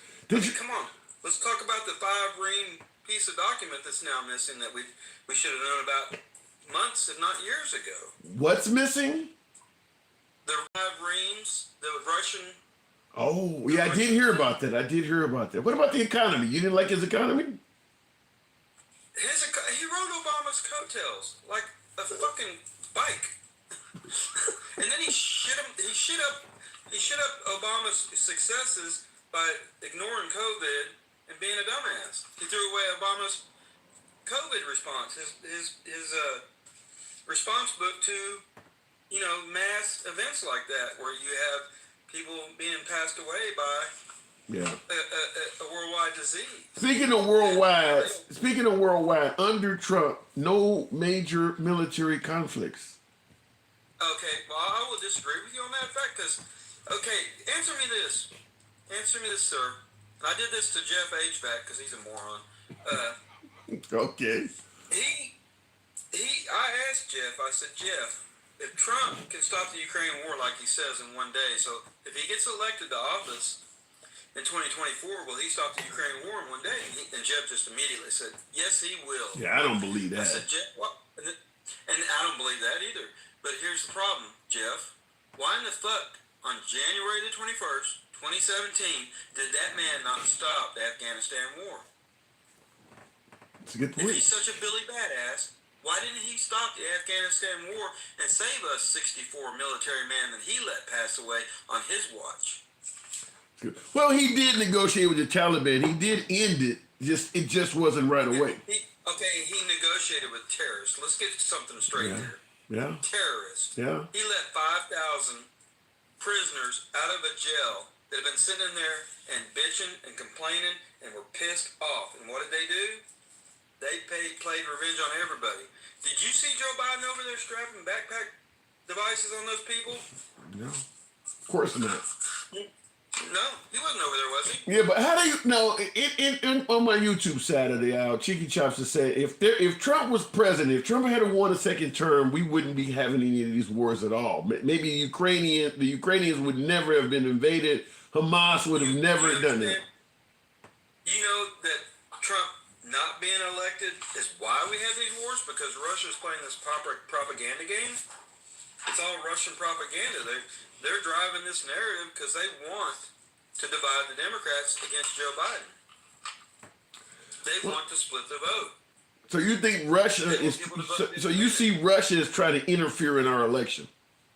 They're already doing it. Yeah, that makes sense. And that they were trying to do it with Hillary, because I do believe the Clintons, in efforts for Vladimir Putin not to come into power, was interfering in the Russian election some decades ago. So they have a gripe with the United States. Yeah, I do believe they've interfered with our election. I don't know if it made big enough of a difference for Hillary Clinton to lose and Trump to win, like some liberals are saying, but I certainly do believe they were meddling in our election, because we do it. We get involved in Russian election. We get involved in power transfers in Iran and a lot of our adversaries. So we do it as well.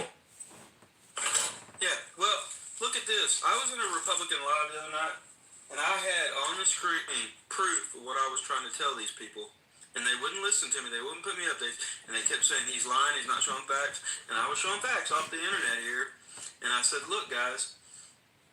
And they were talking about that the Declaration of Independence is what gives you the right to overthrow the United States government. And I had to differ with them, like Jan 6 guys. Okay. You cannot overthrow the United States government. It's illegal. It's Right. against the law. Right. They thought you could do it legally? They thought they could do it legally. But the Second Amendment, they don't even understand that their Second Amendment pew-pew rights come from their individual states, not the federal government. Your pew-pew right comes from your state, not the federal government. So that's why the laws are different in every state. Figure it out. Okay. Secondly, in that it says you can overthrow a tyrannical government. They're not talking about the government of the United States. They're talking about the government of the States. Wait a minute. Angle Fan Gaming in the comments said your Second Amendment rights come from God. God with a gun.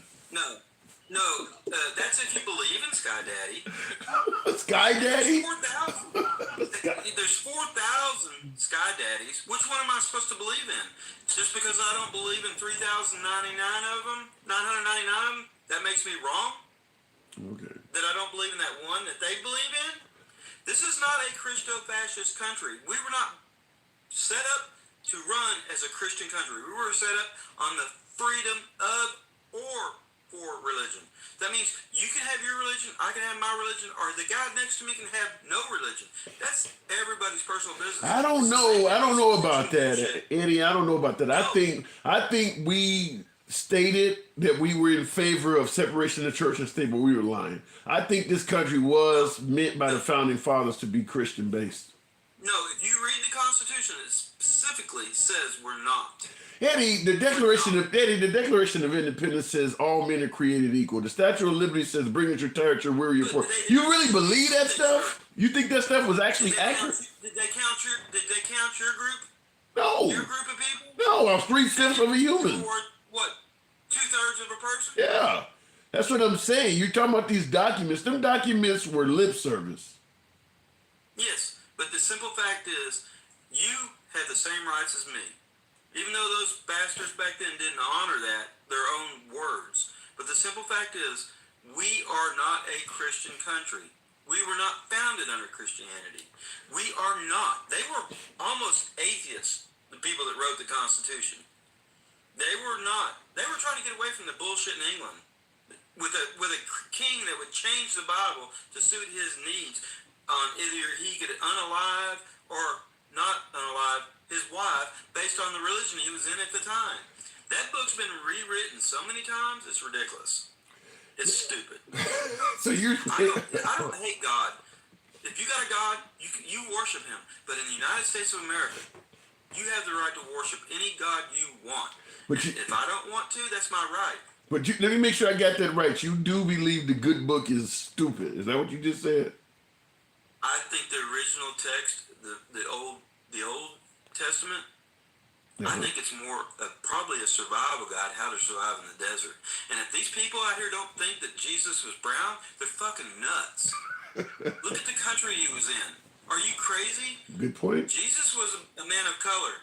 He was a BIPOC person. He was not white. He was not white tea. The only reason we have white tea people is because dumbasses moved to England and Sweden and all these countries where they had to stay in the house fucking half the year because they were frozen in. Your body colors are based on your environment, sir. That is true. Over thousands of years. That has nothing to... Black people were in Africa. It's fucking hot there. It's sunny. You change to meet your environment. All creatures do this on this planet. They change to meet their environment. That's why Chinese have squinty eyes, because the sun comes up on that side of the planet kind of weird. The way it's tilted. Listen, I don't disagree with what you're saying. No, I definitely... It's not any kind of ethnicity, because I don't believe in that other word. Everybody has their own ethnicity, but we're all part of the human race, sir. Yeah.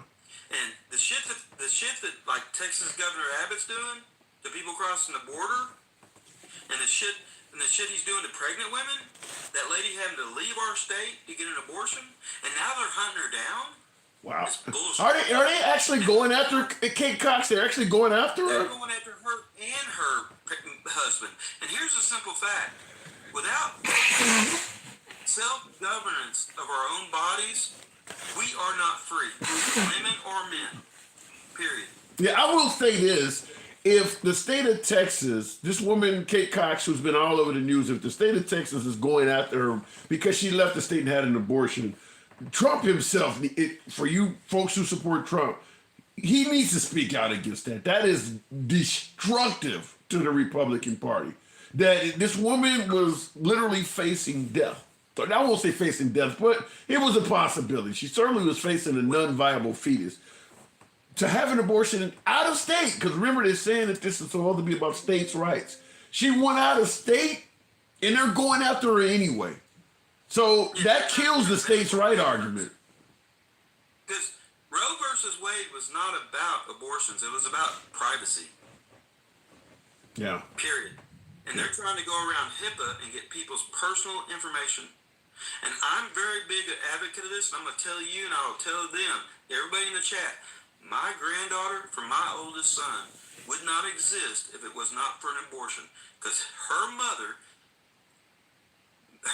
mother, her second child, they had to abort it in the second trimester because the baby had encephalitis, which means the brain was not in the skull.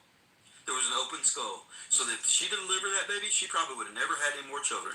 She had 2 more children after that abortion. And one of those persons is my son's wife, which made my fucking granddaughter.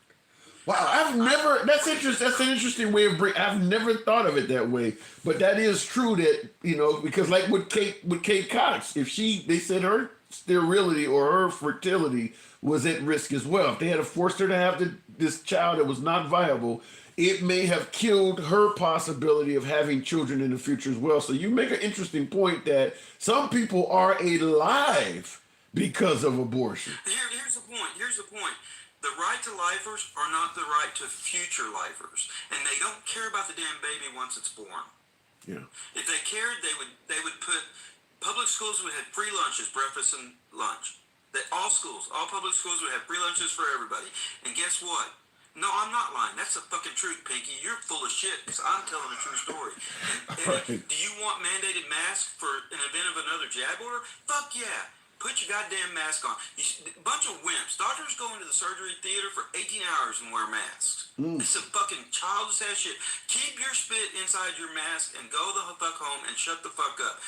How about being empathetic for another person in your life? All right, Eddie. All right, passion as usual. Do they understand that there are people that have COVID that have no fucking signs that they have COVID? It's called. Well, I'll just say. They don't believe in germs. They don't believe in science. I'll just say before I let you go that a lot of folks don't believe that the masks were effective. That's what they're pushing back against. Okay, the COVID rode on the pellets of your spit. The spit got stopped by the mask.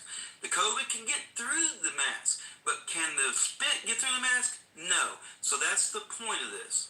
All right. And the stupidity of Trump and these people that follow Trump is okay. You're talking about a moron that knows nothing about nothing but claims to know everything about everything. But he had the worst presidency, or at least the third worst presidency right now, until he's fucking charged for all these crimes that he's being charged for. And once they find him guilty, he'll be the worst president ever. Do you think he's going to be incarcerated? Oh hell yeah! You think he's going to jail? You think he's going to jail?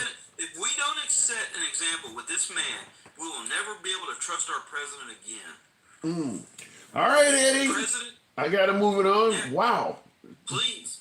All right. Appreciate it. Going to jail. Wow. All right. Moving on. He believes. I don't know. You think Trump's going to be incarcerated? Yikes. He hasn't been convicted. Says Rod is the greatest. Yeah, and that is true. He's entitled to his day in court, but I don't know if I'm in the camp of saying Trump is going to be incarcerated, but I do believe strongly he will be convicted. I don't think he's going to beat 91 charges. I don't think he is going to beat all those charges. I could be wrong, but 96% conviction rate the feds have, and you think he'll survive all 91? I don't believe that. And I used the example earlier. Imagine a guy at the shooting range that has a 96% accuracy in hitting the target. And he has a 91 round drum on the bottom of his rifle. And you're expecting him to miss all of those shots. He is 96% accurate, and he has 91 trigger pulls ahead of him. And folks, he gonna miss all of those. He ain't gonna hit any of those. I think it's unrealistic. If it wasn't President Trump going through this, I don't think there would be anybody in America thinking that anybody else would escape all of this stuff. I do believe we're attributing some godlike properties to President Trump and expecting him to survive the unthinkable. But I don't think it's Trump's aim to be found not guilty 91 times. I think the aim is to delay the case until he can become president and then just simply interfere with it. I think that's more of the goal. I think that there would be more of a much greater chance at success if he could win the office and then just start, playing musical chairs with everybody that's holding cases on him. Get rid of Merrick Garland, get rid of Jack Smith. I think that would be the goal. I think that's what he's trying to do.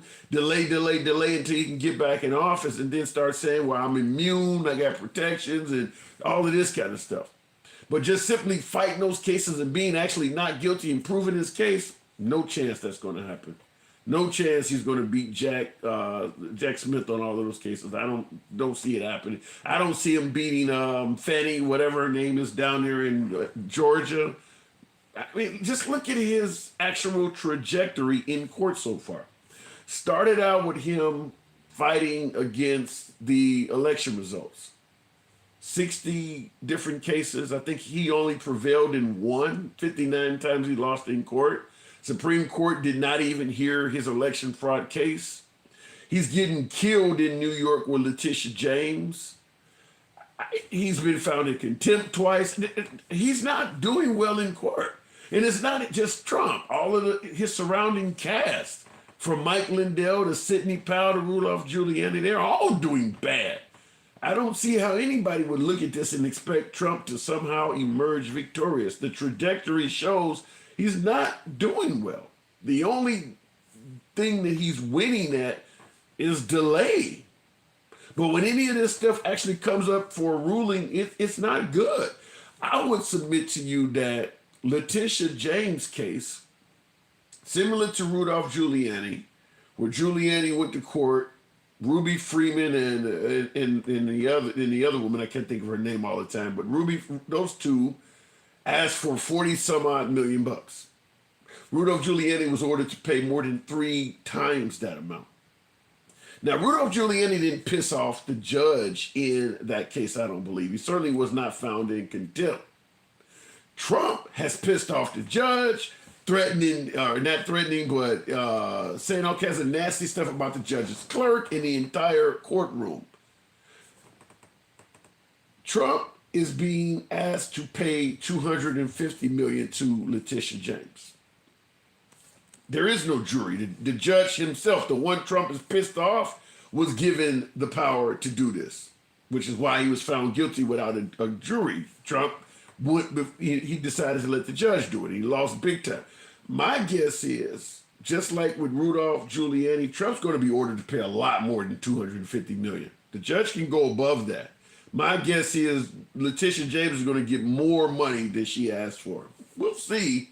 I could be wrong, as I always say, but it would not surprise me is if Trump was ordered to pay more than $250 million. He's obviously going to appeal, just like he's appealing with everything else. Like I stated, I do believe the goal is to delay, because at the end of the day, once you get back in office, you can stop some of this stuff, threaten to fire people, intimidation, play musical chairs, and he would have a lot more power as president. So I do believe that's the goal, but it would not surprise me at all if Letitia James, and I think that case will be concluded sometime next month. Sometime next month, we'll find out what Trump has to pay. But I would not be surprised if it's more than $250 million. I think she'll get all of the money she's asking for, but I wouldn't surprise me if it was more. Looking in the comments real quick, they should make them all bench trials. That wouldn't be fair to Trump. I think some cases you get an opportunity to do either a bench or a jury, and you get to state which one you want. And he, like a lot of times when police are up for, misconduct or something, they've been charged. The sentiment towards police is really bad right now. So it's not uncommon for some police to opt for a bench trial. Let the judge decide, because I know if I get a jury in this town, they, especially if it's a black town and it's a white cop, sometimes they don't feel comfortable going before a jury. So I don't mind letting the person decide. But once you decide, you don't get to say, well, I should have had the other. Trump decided to have a bench trial. Now you had folks trying to say, well, it's unfair. He didn't get a jury. He had the opportunity. They didn't ask for one. I mean, that's, you don't get to use that. But it would not surprise me if Trump ends up paying more than the $250 million that Letitia James is asking for. So we'll see how that turns out. Anyhow, folks, I do have to end the live.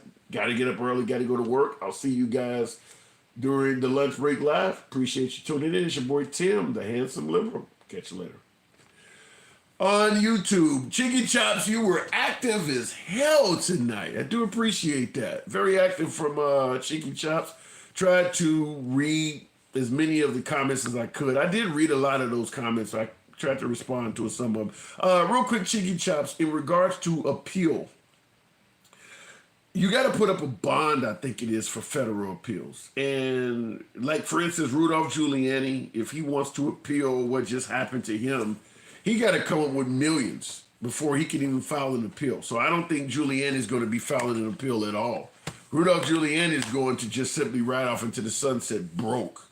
I don't know if he hasn't paid a full 148 million as a bond, but for him to be able to file an appeal, he has to put money up, and a lot of it he's claiming broke. By the way, if he was to put up some money to file the appeal, that you ain't getting back. If you don't win the appeal, you pretty much guaranteed that they about to walk away with some money. So I don't think Giuliani is going to be appealing what happened to him. I don't think he wants to put up any bond money because, like I stated, he won't even get it back. His goal is probably to avoid paying Ruby Freeman any money at all. So he ain't going. You're not going to hear an appeal coming from Rudolph Giuliani. In fact, I don't know. Even if Trump became president again, I don't know what he could really do for Rudolph Giuliani because that's a state issue. It's not federal. So if Trump was to get reelected, I don't know what he could do. But in regards to Trump, you're saying Trump will. Yeah, Trump's going to appeal every damn thing. Yeah, and like I said before, I don't think Trump's goal is to be victorious. Trump's goal is to delay until he can get back in the office and then just tear that shit apart. Whether it's stating that I have immunity now as president or just firing a bunch of people that's over his case. That's what he's trying to do. Cheeky Chops, you said doesn't matter, he can pardon them. Not for state cases he can. What Rudolph Giuliani went through, for instance, which is a civil suit in state court, Trump can't do anything about that at all. Nothing. Other than raise money and hand it to the guy. There's nothing he can do about what happened to Rudolph Giuliani. He's just there. Like I said, it's a civil court, it's a civil case, and it's in state court. It's just like what Trump is dealing with down in Georgia. The find me 11,000 votes, the fake elector stuff, it's a state case. So even if Trump becomes president, he can't pardon himself. And even though the governor of Georgia is a Republican governor, they got some kind of law down there that doesn't even allow the Governor Kemp, by the way, of Georgia, to even pardon President Trump. And the problem is, Trump, during the 2020 election, when Georgia wouldn't flip for Trump and follow his requirements, said a hell of a lot of really nasty things about Governor Kemp. So even if the governor of Georgia was in position to pardon Trump, he's made enemies out of the man. So I don't think you would get Governor Kemp to do it anyway. In fact, when Governor Kemp ran against Stacey Abrams a couple years ago in the 2022 midterms, Trump was saying that maybe Stacey Abrams would be a better governor. He was trolling Kemp that much. So I don't think there's any saving Trump in the state of Georgia. Trump got a hell of a road ahead of him. I'm just going to tell you guys that. He has a hell of a road ahead of him. The goal is to become president and tear these cases apart. But just simply fighting them on the merit and just simply emerging victorious, that ain't going to happen. He's not going to beat all these cases that way. He needs to delay this stuff until he becomes president and then play immunity, fire people, move things around. That's the goal. If he doesn't win the office, or if these cases come to fruition before he gets in the office, the outcome is not going to be good. I don't think the outcome is going to be good at all. Imagine how dumb Trump is in general, a billionaire that could be hanging out in Bora Bora, rather fights for presidency. I don't get that either. That Trump had a hell of a lot of black folks even that liked him. Trump was well respected by all communities. Why he would run for president in this manner, it's baffling. I get listen, he wanted to do, what's right for the country. And okay, if you want to argue that, that's fine. But in the manner he did it, I don't get it either. He could have rode off into the sunset same thing with Rudolph Giuliani. Could have rode off into the sunset, a well-respected, well-liked, very wealthy person. God just literally destroyed themselves. Now, Trump Trump is not completely destroyed, but all of these other folks that are orbiting around him, the Mike Lindells, the Sidney Powells, the Rudolph Giuliani's, they just destroyed themselves. Mike Lindell was claiming he's broke. Rudolph Giuliani is absolutely broke. There's no denying Rudolph Giuliani has squandered all of his money. He's broke. I don't get it. I don't understand why people of this stature, one percenters, incredibly successful careers. Giuliani reached to the upper pinnacle of legal success in New York and then became the mayor, incredibly successful businessman, got behind Trump, threw it all away in the sunset of his life. Is likely to die broke. Is almost certain to die broke. If he's hiding money out to leave to his offspring, they can sue his estates and continue going after him after he's dead. I mean, I don't understand it. I don't understand it, why somebody would do that. Mike Lindell, he always has a sale for $30. They used to be $200. Yeah. Listen, you can back whoever you want to for president. There's a lot of legitimate reasons to back Trump. I'm not a Trump hater. I lean left, but there are legitimate reasons to support Trump. I'll say that all day, every day. There's no legitimate reason to squander a fortune. No matter how great Trump might be as president of the United States, if you're not talking about some kind of coup, he has a max of 4 more years, period. You don't throw away a fortune for 4 years. I don't care how great you think Trump can run the country. There's only so much you can do in 4 years.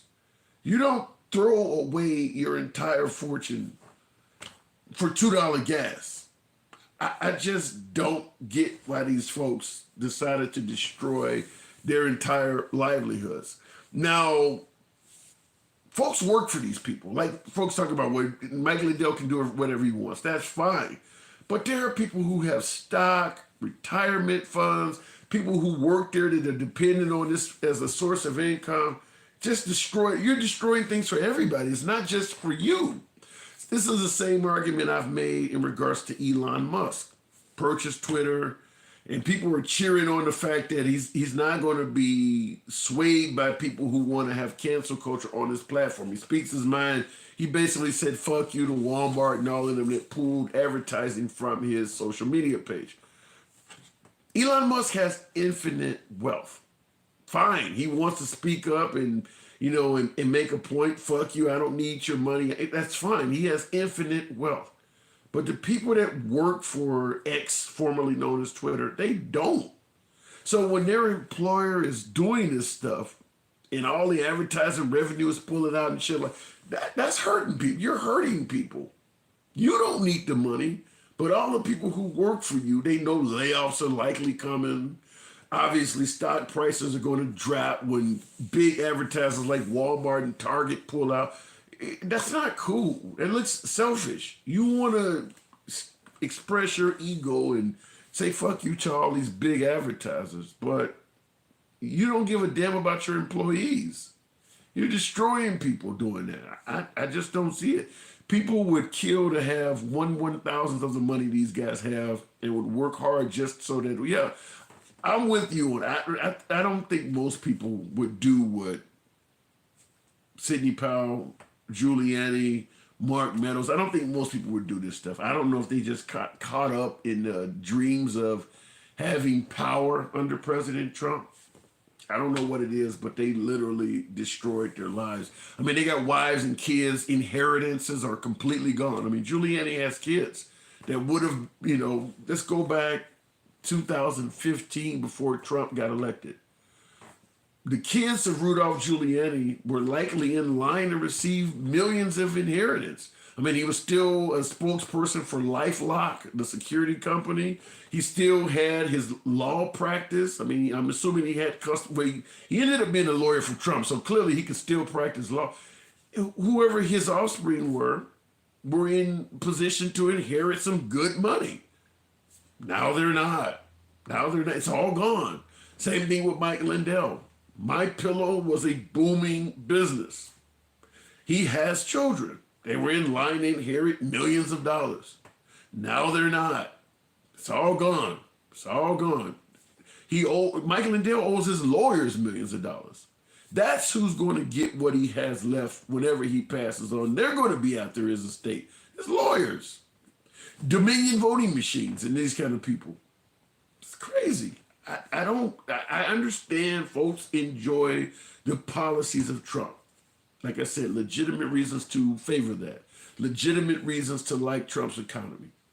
There is no legitimate reason to destroy your own fucking business, hoping that he gets 4 more years in office. He wasn't going to make that big of a deal to the likes of Giuliani, Sidney Powell. These people are already rich. He wasn't going to change their lives that much to do that kind of crazy shit. It's your boy Tim, the handsome liberal. I'll catch you guys tomorrow, 11:30. See ya.